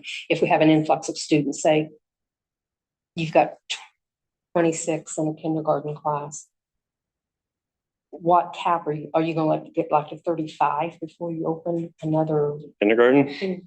Well, no, I know, I'm just using that as an example. What cap are you going to use for another? So I think when, for example, if you go to 3 sections in kindergarten and you get to 25 students in every class, that's when I think you have to start the conversation of what is it are we going to do? I think there are a lot of, I struggle to say as soon as we hit 25, we're adding a or a 4th section, but because I think there are a lot of things that impact that. If it's one more student, then I think you have to look at student needs. I think you have to look at a lot of other things before you justify adding another section. But 25, my recommendation, when that cap in K1-2 hits 25, the conversation has to be started with administrators, the board. In 3 through 6, I think when the class size hits 28, then the conversation has to be started. I'm gonna chime in on that, and I know what we need to do. I'm not gonna argue with that because it needs to be done, right sizing and for our students. My concern, in kindergarten, I'm not labeling. This is just, I don't even really know how to say this, but with today's environment with students, and I know that when they come out of our special education, that we know if they have IEPs, what kind of assistance they're gonna need. We cut kindergarten down to 3 classes. How do we make sure that one class doesn't get all the IEPs? Do we have somebody that is trained more to deal with more emotional support? That's my only concern, is we can't avoid the environment with the students, with their learning disabilities. And I know one student can totally have a class be in chaos. Mm-hmm. Do you see what I'm trying to say here? I just, that's my only concern, is So- not labeling Mhm. a student, because everybody deserves an education and we want everybody to do that. But at the same time, kindergartners are wild anyways. And I don't know how to avoid that. That is my only concern with class sizing increasing in kindergarten. You know what I'm trying to say? Yeah. Sean, come on, you always can think of. No, you're right. I mean, I think that's true of not only kindergarten, but every grade level. I think, you have, I think the fewer kids you can put in a classroom, the more likely you are for that teacher. Special education. So I think But I think it applies to everything. That could already happen with our current class sizes too. I mean, I think that's where our teacher and administrator knowledge of students come in. I think it's a little bit more challenging to answer that question when we talk about kindergartners, because not all have been in our preschool program and we've spent 180 days with them. Some of them we just may not know as well. When we think about placement for all kids, our elementary teachers do a great job of collectively sitting down and saying, where is the best placement for these kids if there are 3 different sections? Because they know the students. And so I think you have to do the best that you can. when you're placing those kindergarten kids, some of them we know, others we don't, and then you just adjust from there. Mrs. Locke, I'm not gonna put you on the spot, but I mean, do you have anything to add to that? I definitely think it needs to be a case by case basis. There are some situations where it is extremely difficult. And, having more students in the classroom just amplifies that. So, I think you have to look at it case by case basis. I agree, and agree. I think we have to remember what our role as board members are. We've got to kind of take the general rule and those guidelines, knowing that our administrators are going to take the case by case basis situations and handle those. But we can't get down into the weeds and, every year think about, okay, well, these kids coming in, we need to adjust our numbers because of that. That's not in our scope. We kind of have to have a starting point, and I think that's what we're here to do. One thing just to kind of, we talked about teachers doing the quick math.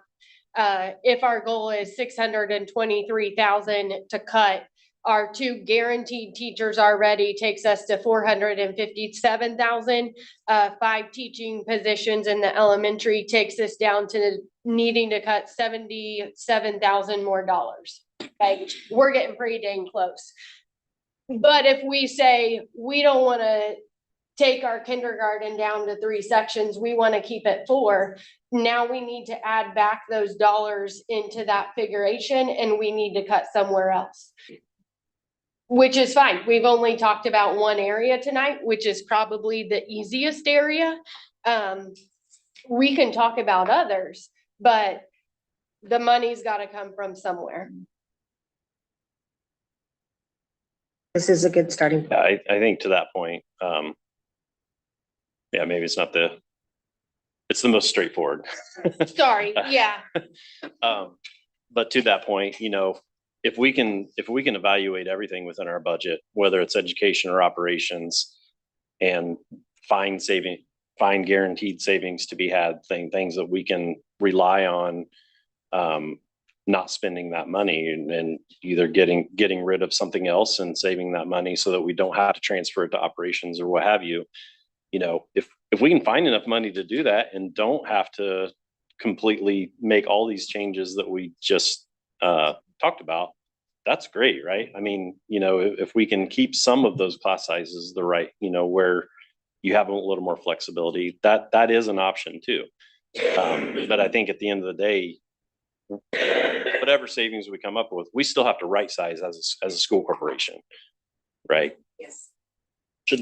I want to go back on Sean's. I didn't mean that was an easy decision to cut 5 No, teachers. I realize that. I know what you meant. And that's Easy why math. I wanted to. Easy math. I know. Yeah. I want people to understand that's not what I meant. Not easy. Okay, that happens to me all the time. We've talked about teachers. Do we need to talk about assistants? So when you talk about education, you are talking any position that supports teaching in the classroom. So that is certified teachers, school counselors, administrators, that is our master teachers, that is instructional assistants, that is our substitute teachers, that is our special areas classes, work-based learning. That is the staffing, our school nurse, our librarian, all of that falls under the education. Really, the only staffing that falls in the operations is the superintendent salary, the business manager, the director of operations, the director of technology, technology assistants, bus drivers, custodial staff. So to answer your question, yes, there are other areas that we could look at right sizing in the education to help us get to that number. The challenging piece is when you move outside of education and staffing, what else do education dollars pay for? The special ed cooperative, the Career Center are the two big heavy hitters, and we're not in a position that we can control the funding on those or the expenditures on those. And curricular materials. What are curricular materials? Those are the resources that our teachers and our students use to teach the state standards.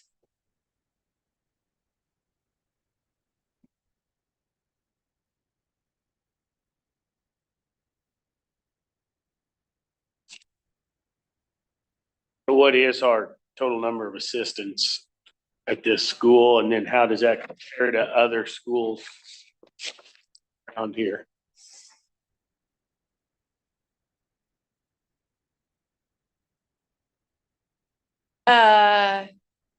So right now, this school year, I should say, there's been some changes and some, but in general, this school year, there were 4 kindergarten assistants, 2 first grade assistants, 1 assistant who is second grade high ability. If you lump all special education assistants into one, it's around 10, and then 2 interventionist assistants. Our K through and 6 enrollment is 539. That's elementary. If you look, I've only compared because I've only heard back from these 2 superintendents. Centerville has 6 classroom assistants, 12 special ed assistants, 2 interventionist assistants. That's roughly 20. Elementary enrollment is 839, so 300 more than us. Northeastern has 5 classroom assistants, 5 special ed, 3 interventionist assistants, and I don't know their elementary enrollment off the top of my head. When we talk about the junior, senior high school, they have Sorry, what was Northeastern's total? 13. We had 19, is that what Yes. my math says? Is Northeastern enrollment higher than ours, do you think? Yes, total enrollment, yes, which I would assume that their elementary is a little bit higher than ours then, but I cannot tell you that for sure. How often are our assistants used as subs? I know from my sister, she said they're constantly pulling assistants for subs. Mrs. Locke, can I throw that one to you? Give an approximate rough estimate? Try to utilize our permanent subs first, and then we go to on-call subs and last resort school assistants. But our assistants do cover, I would say, ballpark, they give you 40% of the time when coverage is needed. And that depends, like, for example, with our teachers in special ed, if they're going to be absent, their assistants is covered. We don't get a sub for them. So. Yeah. We also, that does not, we at both buildings have 3 full-time subs that are here, that 2, I'm sorry. Well, right now, one of yours is, we have all of the maternity leave, so that's making it a little bit challenging. Mr. McCaslin, do you have 3? I would say 2.5 based off of hours. One works no more than 15 hours, the other 2 permanent subs work 29 hours. So really 2.5. And they account for probably 60% to 70% of our substitutes, as well as sometimes we'll have special education teachers. We utilize them immensely for the substitute portion of that. If we're talking the permanent subs, they're utilized just about every day. Oh, yeah. that's good. I hope so, because otherwise doesn't make sense. It's not classrooms, we make them. They're. They're not hard, they're usually pulling kids, they have a list of kids with missing assignments and things like that they pull from the study hall. Okay. So, and then they're working individually with those students.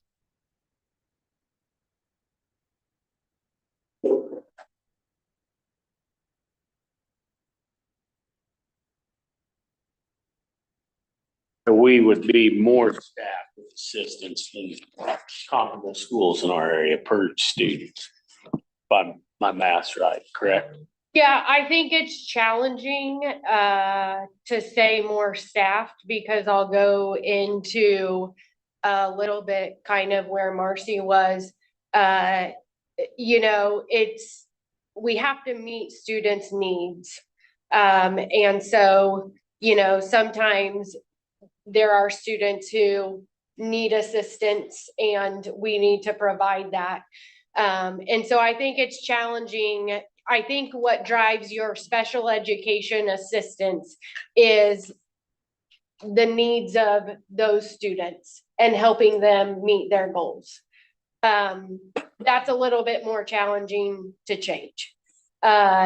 When you think about classroom assistants, grade level assistants, is there potential to save some dollars there? Maybe. That's where you have to start weighing this or that. I have full confidence in the ability to make sure that our special ed children have the assistance, experienced it, and I have faith in the elementary. I just was a little concerned. It can be really rough on classes and teachers, but I know what needs to be done. And I know that we have the ability to address it, so. I think the assistant are a little more difficult to get apples to apples comparisons to other schools, just because they do different things and there's different types. So I think I'd rely on you and Mrs. Locke to, you know, look at that and see if there's any opportunities there. If not, fine, but if there is, then, you know, love to hear what you think may be possible. I have a question, and it's more towards the teachers, and just curious, and I'll have to have the answer tonight. When it comes to assigning classrooms, are the teachers involved? Students. When, like, for the fifth or third graders, and they're going to go into fourth grade next year? Teachers do. Did they do that? Okay. Together? Thank you.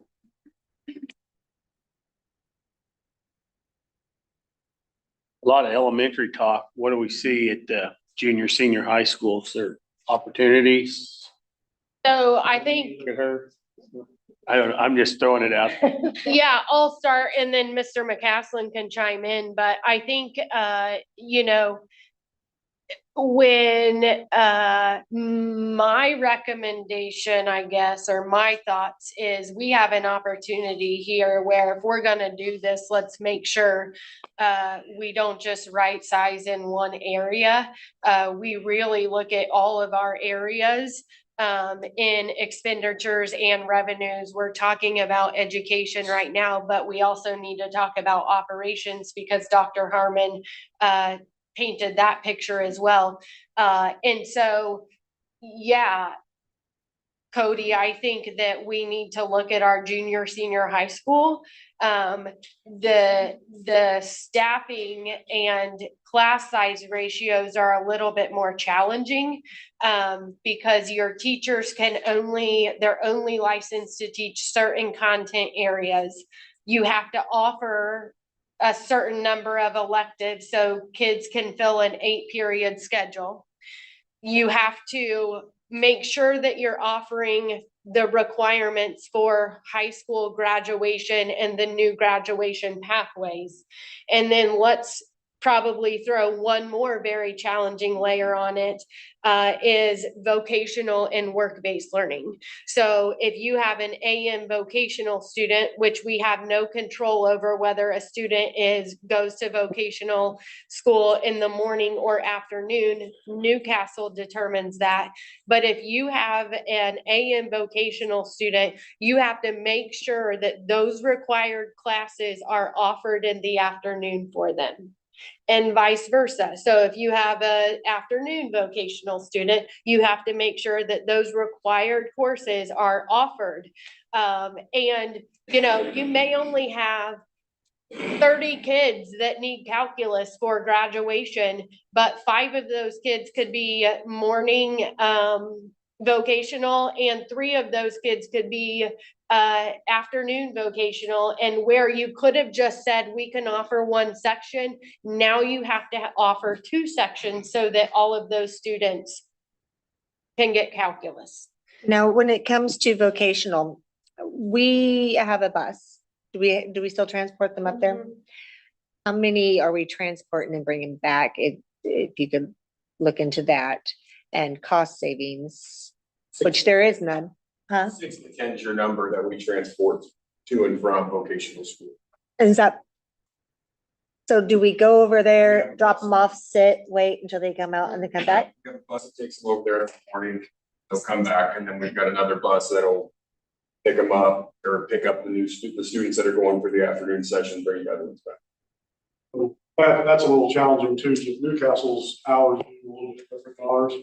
So we will, like Jordan said, we send a bus over in the morning, then we have to send a bus over, pick up those morning students, bring them back, and then take the afternoon students over.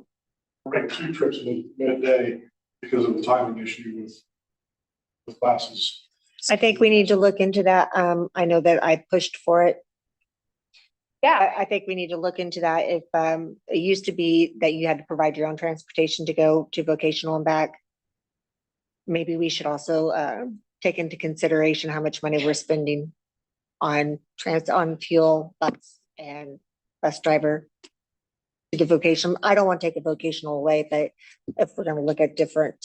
I think this is a perfect example of making sure we're balancing, and it is a balancing act, opportunities for our kids, and not reducing those opportunities so much that we aren't offering the best educational experience possible. There probably some decisions where that needs to happen, and that's the decision we need to make. But my hope is that we don't just look at the cost and cut down and cut some of our kids' opportunities that they will not have without some of those services that we provide. I don't disagree. It's just a balancing act. I think we have done a very, very, very good job as a small school to offer our kids a lot. Vocationally, Indiana College Core, pathways, all of that. I don't want to say, I hope that we can still work very hard to do that as we transition through right sizing. Jason, I just want to clarify, make sure I understood you correct. Because of the timing of the vocational school, bus takes the morning vocational students over. Goes back to Newcastle and picks them up. Comes back and takes the afternoon over, and it's all because of the timing of the vocational. So bus makes 8 trips. Over back, over back, over back, over back. 4. Over back in the morning, no. They stay there. So they go over and stay and then bring them. It goes Well, happening. yeah. So the bus makes 8 trips. That's what I'm saying. The bus is over and back 8 times. They try that road 8 times. Yeah. It's, I mean, if you're both over and back is one trip Yeah, I guess I was, or. we said the same thing and just looked at it differently. You said, And so Marcy, going back to what you said, maybe that's where you weigh is what is costing us to do that. And the amount of students, you know, Does that make sense? A great question. There are certain programs within that too that we do not offer transportation to. For example, like if they're doing the broadcasting, they need to drive to Knightstown, Okay, right? Like that's an option. We've got a kid that needs to go to Richmond for an IU East program within their education. Taking a lesson for that time. So there are a couple of things that we don't make that. so just North, or just Newcastle? Correct. But I hate to limit their access to more skilled type work. Yeah. You know, I mean, Yeah, we agree.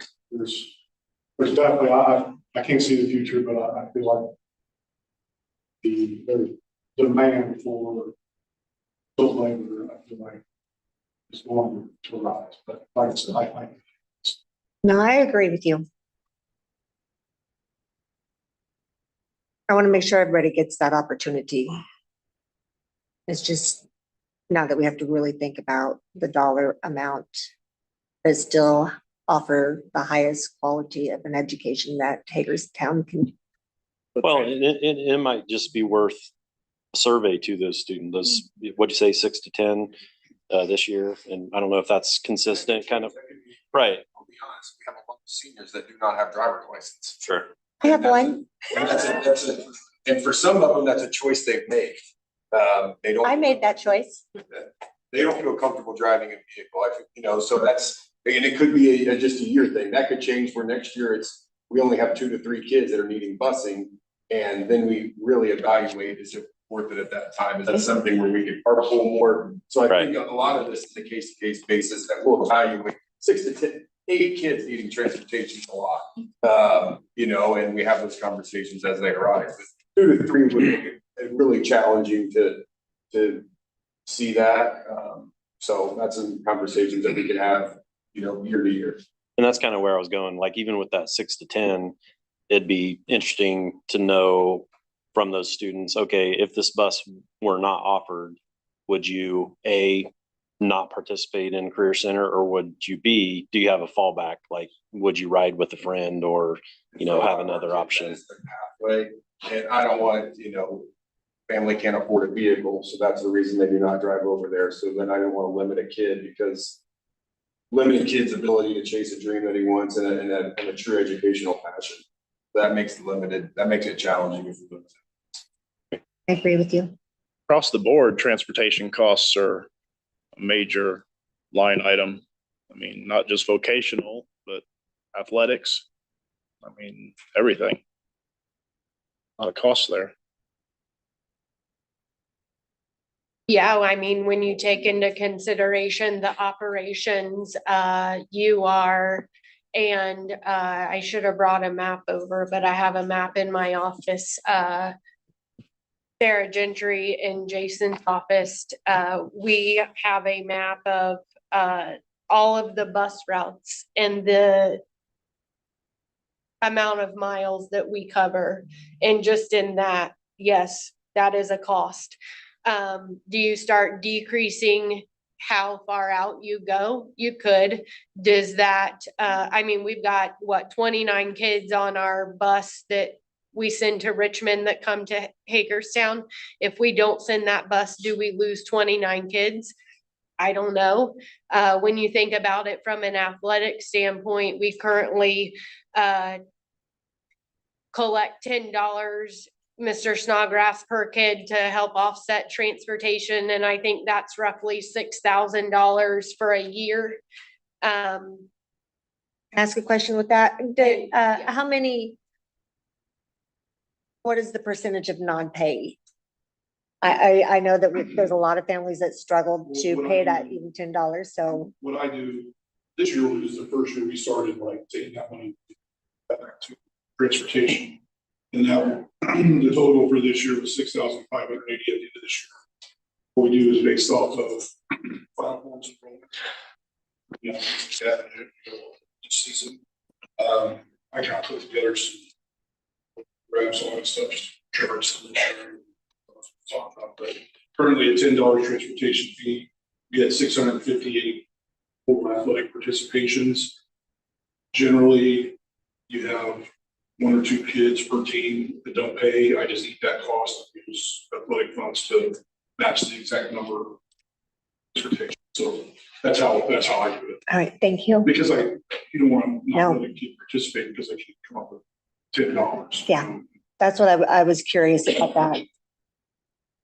I did do some numbers, of what I felt first thing I did was I contacted 11 area schools and asked them if they charged any money for transportation or like pay to play. Of the 11 schools, 10 said no for both. The only school that said they did collect money was Eastern Hancock. They charged basically a pay for play, $100 for every athlete, grades 7 through 12 one time each year, $75 for 5th and 6th graders. So I kind of, at that point, I thought, well, I'll look at numbers on if we can move things around, maybe to help out to cover our costs for athletics transportation. If we raise the transportation fee to $25 per season per kid, which I think that's the number that would make people freak out. But because if you're a 3-sport athlete, spending maximum $75 a year, that puts us at $16,450. I think that would cover a majority of our transportation cost for athletics. I haven't seen the exact numbers of what it costs. When I took over, I was told that 1 year, again, I wasn't given any documentation of this, but I was told by the previous athletic director that they asked him to pay transportation fees for 1 year, and it was $13,000. And I know that costs have gone up. So I did, if we charge $30 for a transportation fee, it'd be almost $20,000, $19,740. I think once we go higher than that, it'd be costly for kids. The other option, and I don't want to call it pay for play because then I think that comes with an expectation. But if we charged every athlete one time $50, that means we can't have 658 because a lot of those kids are 2-sport, 3-sport athletes. It'd be around approximately, for this year, it was 360 total athletes that did just 1 sport or 2 or 3. That would start us out at $18,000. We were trying to look at it from a standpoint, how can we help? So that's why we started messing with those numbers. And most of our athletes are 3-sport. Well, we had 63 sport athletes, 119 2-sport athletes, and 181 1-sport athletes. So there's lots of pros and cons of each option. If we did a one-time $50 pay to play, or not pay to play, transportation fees, what we're gonna call it, then they could do 3 sports and it would impact, it'd still be the same price. The other thing it might do is encourage them to pay the same price as doing 1 sport as doing 3, might as well do 3. I don't know if that would have an impact or not. Those are some things. Help the cost setting. So at Eastern Hancock, you said $100, 7th through senior. Yeah. Is that $100 per student per sport? So if they did 3 sports, that'd be $300, or is that just a flat? What I got was from they explained that it was one flat fee. Okay. So that means if your kid just does basketball, does football, basketball, and track, they'd be paid $100. Is that per year? Yes. Yeah. Do you think our sports families would be upset and not let their student play if That is something you went that 175? that's on my comps list. Potentially lower participation. I think more so at your junior high level than Right. like your junior high track team that's got 50 to 60. As a parent, see the need necessarily for that many athletes to go out. But then I think that parent has that conversation with coach and athletic director, and we figure it out. Then the other thing would be, how do we go about collecting that? Currently, our coaches have a sheet, they collect money, it comes to me, and then they have 40 kids on their team and they have payment for 37 of them. I just cover the $10.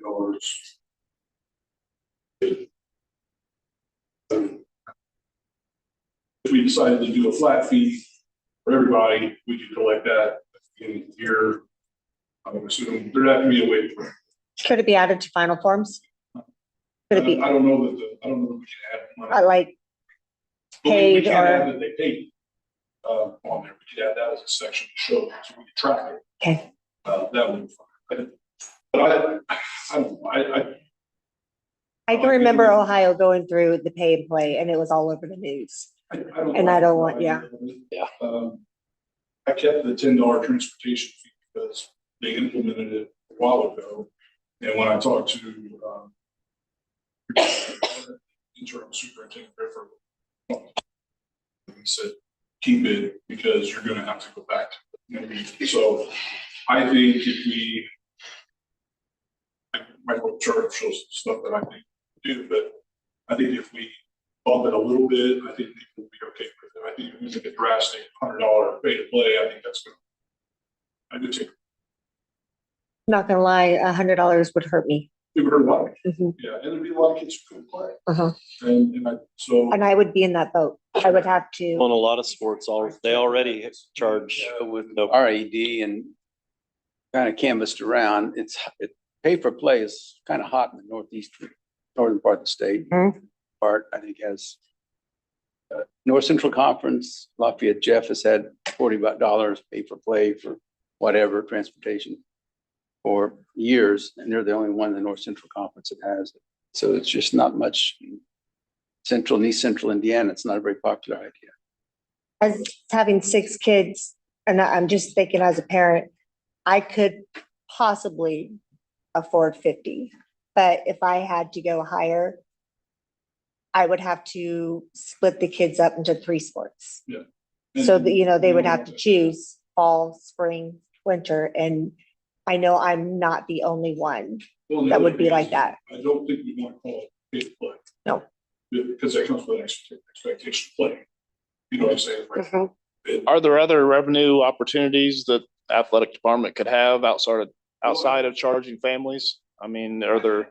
I don't, all of my expenses, the school gives me electricity and, you know, the fields and stuff, but as far as funding goes, I don't get money from the school. So all of our income is based off of session stand and ticket.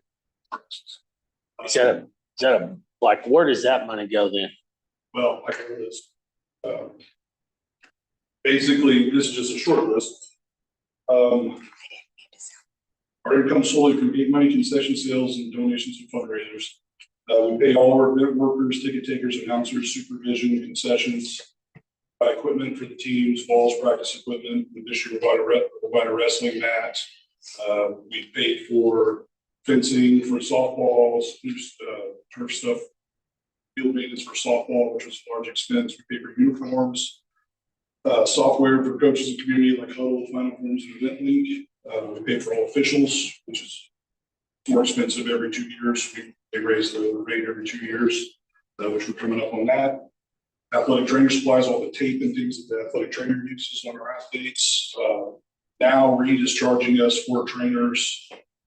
They're not like for like big meets and things like that. We have to pay extra for that. They're not just giving us that anymore. Buy all the athletic awards, things like that, office supplies, equipment, signage. We also host more tournaments than any other area school. We have volleyball, basketball, track, junior high wrestling, junior high track. All those are Wayne County tournaments that we host. We also host volleyball sectional, girls basketball sectional, boys basketball sectional, which is like hospitality rooms and all different things we have to host on top of hire workers for that as well. Are those tournaments revenue generators or break even? When we host Wayne County tournament basketball, are we making money? Or lose We money. split that 4 ways with the teams involved. At Now, the- the ones that do generate. After break even or before? We split that money?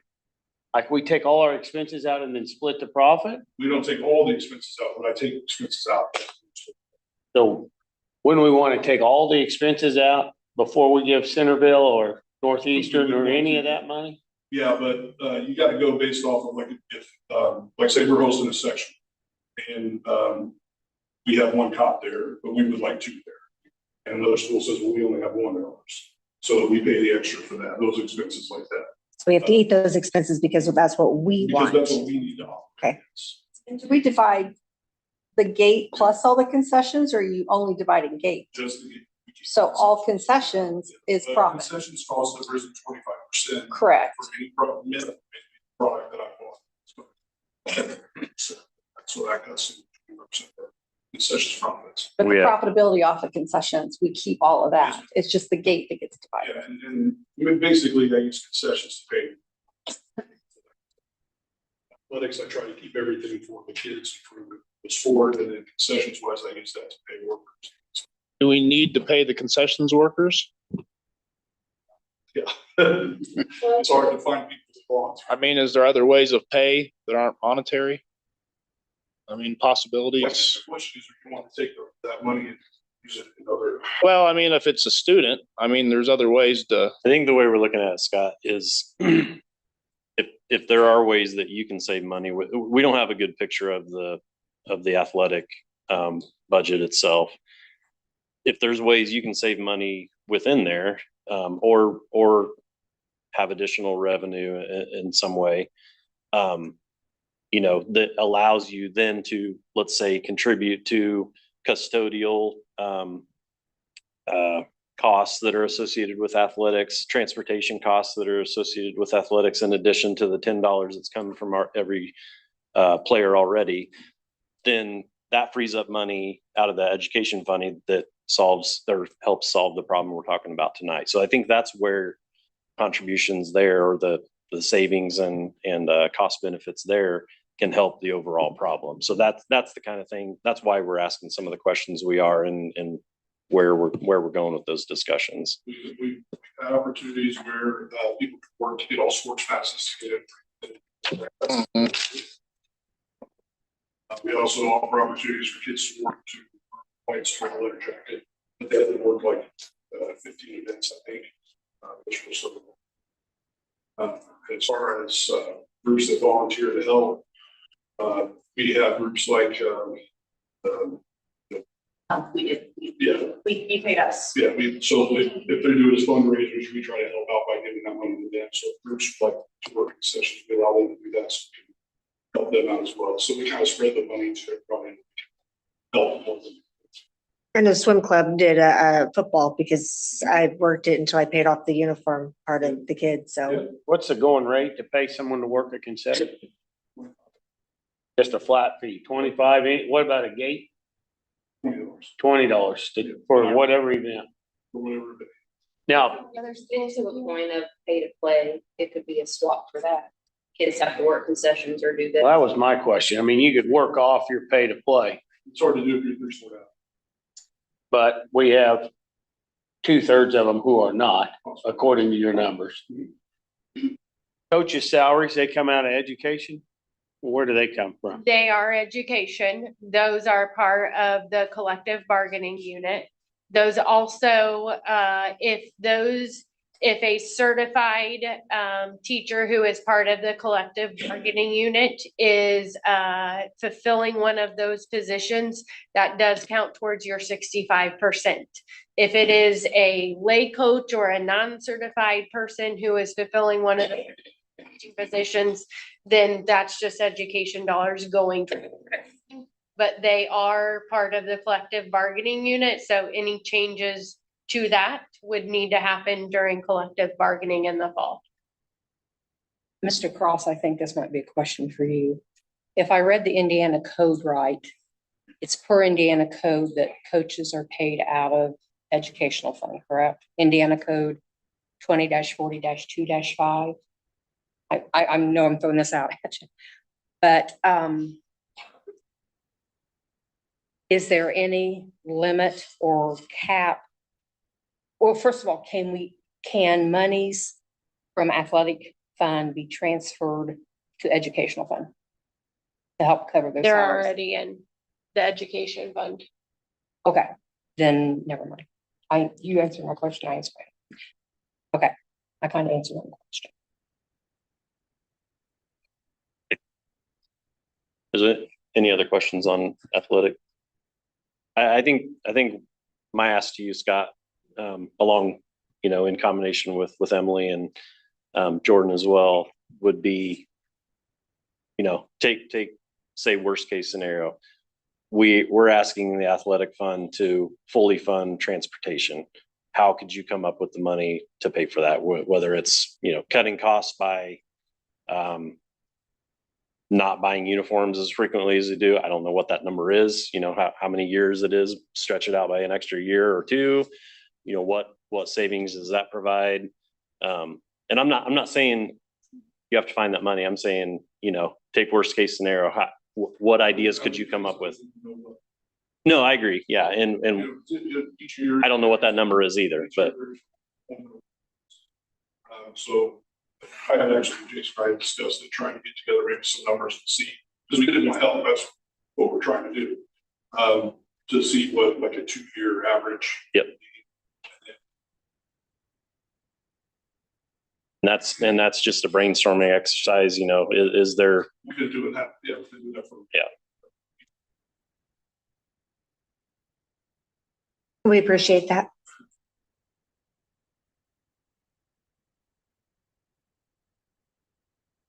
I can speak real quickly to the concession things, if I'm probably in there as much as anybody. It's hard to find kids to do it. Kids who are good with money, good with cleanliness, reliable to show up, things like that. It's a real challenge, and a lot of times that ends up falling on me getting stuck in there, or Allison's in there all the time as a volunteer almost. So changing that dynamic would be really difficult to manage the events as we have. And on that, $25 every day, that could get 2 hours a week, 6 hours. So, you know, they're not paying off their card, what they're making there, but it doesn't give a chance for kids to have some money in their pocket. There's kids that I currently have who just work for gas. So we try to find events for them to work. Yeah. And like you said, trustworthy. And generally, the adults that work, they don't want. We've got a couple right now who's they set up the baseball games, doing tickets, and they said just gotta be able to do that. But if we don't, you know, the concessions or just concessions, or you know, it's fine. That's right. Try to, it gives us a chance to interact with the kids too. It gives the kids a chance to interact with the community. Some kids that don't talk very much or become very talkative after lots of work concessions. So.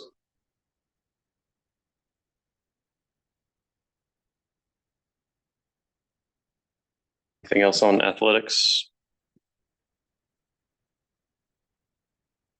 And then sometime over the summer when we get through all this, I really would like to be able to sit down and learn more about the athletics though.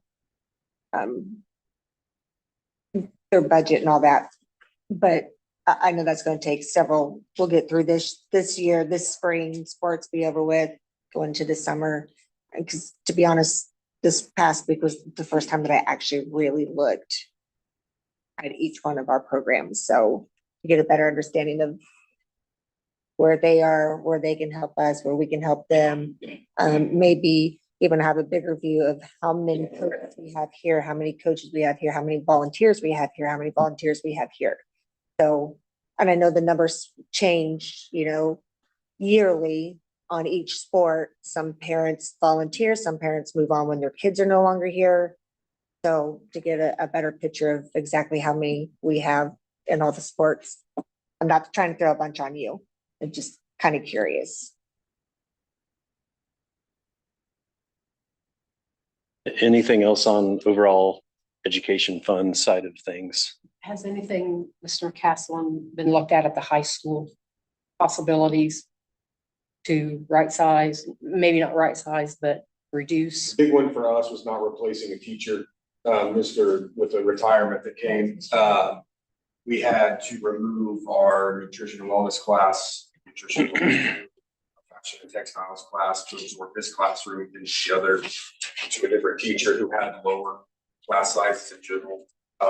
Is our current plan. And that was kind of a big one for us. That also took away some study halls. The state's requirement of adding a computer class that is now added on to another teacher has also impacted some of that study hall, which kind of goes back to an assistant. Like right now, we'll need a full-time junior high study hall teacher. And some of those class sizes are rather large. We're not planning on hiring. We utilize our instructional assistants for that, but that also impacts the amount of subs that we have if teachers were to be out. So that was where we go back to that 60 to 70% of kind of filling those positions. Now that number would probably be closer to 40 to 50 with more like on-call subs that we need to bring in. What I find frustrating is you may have a class at the high school that needed for the pathway or the diploma has 2 students in it. Your hands are tied, our hands are tied because the student needs that. And you're, And we have, you know, an AP class. Yeah. Take a test on that. And they're scared to take that test. They're Right. failing it. So that class might be 9 to 10. You know, you might have a PE class that's sitting at 28 to 30. You may have some kids that are in a because they transition to that, but we're able to offer a different type of algebra 2 class to meet that graduation requirement. But it's at lower group. Oftentimes, you know, that cap is at 15 because 12 of them might have enough PE. And we just understand the educational services that are needed to provide. And it goes back, Mrs. Schaefer hit the nail on the head there with just the course offerings, when we can offer something. You know, I remember just being as a teacher and wondering why I can't have this weights class here or this class here, and being on this side of it and doing the scheduling, it's difficult. Trying to balance the schedule and make sure class sizes aren't extremely large, but also, is there a need for this extra section of this course? And we're currently going through that right now. So I could have some more information for you. It's a process on our end. It's just not 825 are going to this grade level. There's a need for it, so. I think we're all learning the state is not going to help us, especially the directors and the managers and the principals and the educators in any way, shape, or form, unfortunately. I had asked Mr. McCaslin and Mrs. Arnold for the preliminary course enrollment numbers. It divides it out by section, some semester 1 and semester 2. I have taken the first initial look at it just to look at numbers of kids. I think Mrs. Arnold said about 75% accurate right now based on what students requested, what they need to what this report has pushed out. I do think there are probably some opportunities for the 3 of us and whoever else you need on your team to look at some of this and see if there are some outside of the box ways that Good morning. outside of the box ways that we can right size at the junior, senior high school too. But like Mr. McCaslin said, just needing to carve out the time to then prepare that to see. Maybe there isn't, maybe there is. I'm happy though to take a look at that as well. That I haven't gotten there yet.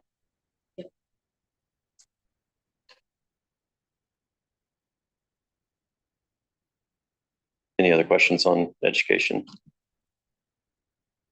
No. All right. Given that it's 2.5 hours into the meeting here and it's Cody's bedtime apparently. Oh, yeah. Miss Bain doesn't want Cyrus up past 9.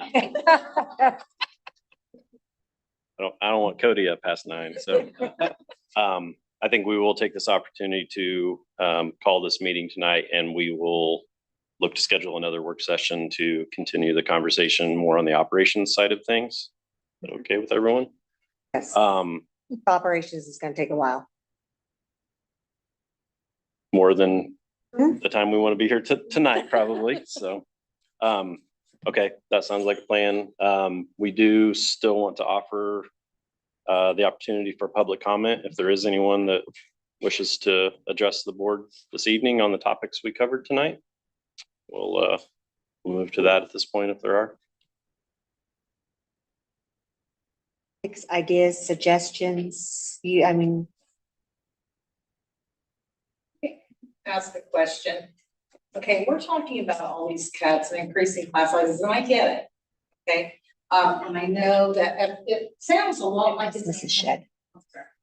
It sounds like it's going to come a lot from this building, which concerns me there. But the other thing is, did we look at like programming maybe that we have? You know, in class, have we looked at the administration cost? Have we looked at the cafeteria? Like if we were to do our own meals, like we used to, instead of outsourcing? That would be a question I have. Have we been looking at all of those and not just teachers? Absolutely. I mean, go ahead. I was just gonna start by saying nothing is off the table.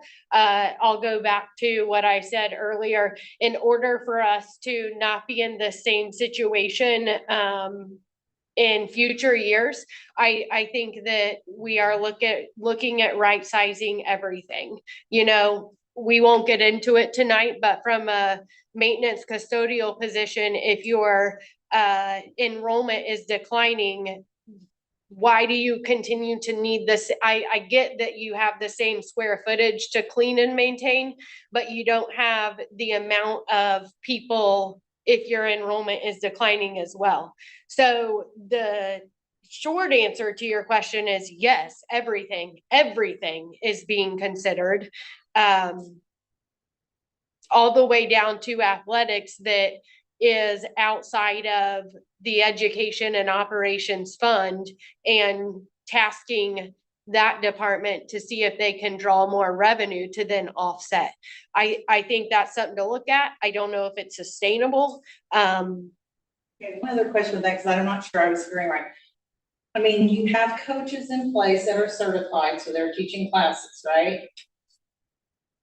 So a certified teacher that, for example, you, who is filling a coaching duty would be what I was referencing versus a. You have, like, you have coaches who are all teaching classes, or is it like they're studying hall so they can coach, or? No, they are teaching classes. Okay. I just like, okay, sorry. No, don't be. Oh, good question. Question. Other, Anyone else?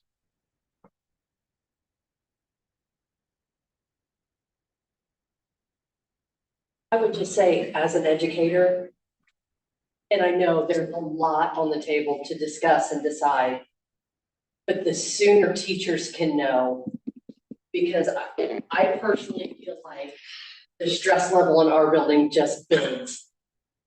And to let a new teacher know July 1st that they're not going to have a job does not allow much time to look for something for another school year.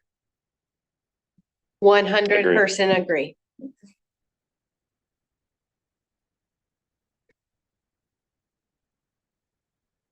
Any other comments? John, I'll just add in, and I got here late, but I wanted to, I don't even know if this is appropriate. I'm gonna say it, but I think we're all playing a deck of cards in a hand that we don't want to play. But we're forced to play that to make sure this school stays in fiscal financial responsibility. And so we don't, every decision this group makes is taken right here and right here, 110% to make sure that we make the best decision possible. And to hear what you say, we firmly believe that we want to make a decision that is puts you in the best opportunities, take your best interest at heart, whatever we do. So I don't know if that's out of bounds to say, but I think it's important that you know that we would love nothing more than to stay the course that we are on. But I think we saw tonight that maybe isn't necessarily a possibility, and we can hope for a lot more kindergartners, but I also believe hope is not a very good strategy sometimes. And you have to make a strategy that puts your ship in the right direction. So that's what I'm going to end with. Thank you, Cody. That was well said. To add to that, to a degree, we all have skin in this. Whether it be children, grandchildren, children who teach here, whatever that case may be, we all have skin in this. But we have to make sure the place stays. We have to be here. And I've been through the reduction in force this side at least twice, if not 3 times. I know Marcy has, and I don't take this lightly. I mean, this is the hardest thing, part of this position. I've been on both sides. And personally, none of us take this lightly. And if I had a magic wand, I'd go out there and hit sorry. I might hit some. Bam, bam. It's just so frustrating for me, and I can't imagine what it is for all of you out there. for our educators, our managers, our directors, principals. Especially when I look at you, I'm a bus driver to several that are now teachers. Mrs. Mueller, you've always been my teacher for my kids for 25 years. So this is very difficult. But I know that we all are doing the very best that we possibly can for the whole entire school district. And I didn't mean to single you out, but Back to we play the hand that we get. We only get what we get. And we didn't set that. You know, we have an opportunity to vote for those people that make these decisions. And so take that to heart, whatever that case may be, but we have to take that to heart when we're moving forward as well. So that's the only way we can control things is by voting. Just like here on the board, the only role we really serve is to vote yay or nay on actions that are put before us. And so everybody out there has that opportunity to also vote yay or nay for those people that you want to entrust with the decisions that we all have in front of us.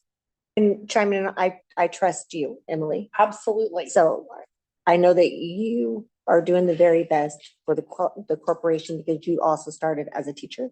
So it's not like you just came in as a superintendent, you have worked your way up. So I support you. And this is very hard and I don't know how you're balancing everything, but you're doing a great job. I just wanted you to know that.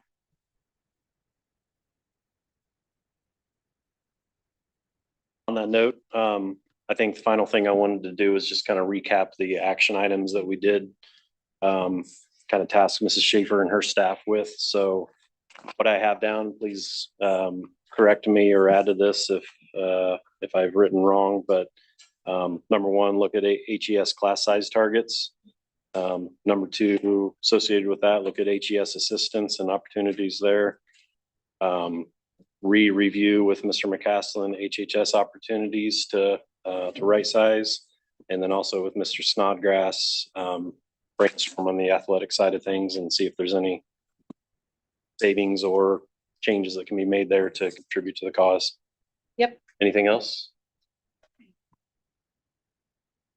I would just say to the point of moving things along, I would agree that the sooner we can make decisions, the better for everybody. The road is long ahead of us, but we've got to make decisions. And I don't want to rush those decisions, but I also want to be very mindful. It's Tuesday already. You need 2 days notice, 48 hours for open door law. I doubt it's this week, but I would venture to say early next week, we need to come back together for a second discussion. Yes. Any other closing thoughts? Have any ideas, thoughts? Don't wait until we have a meeting next week. Let Mrs. Schaefer know, let one of us know. You know. And thank you for all being here. Yes. And you need to get your cough taken care of. I really tried. All right, thank you all. We're adjourned at 9.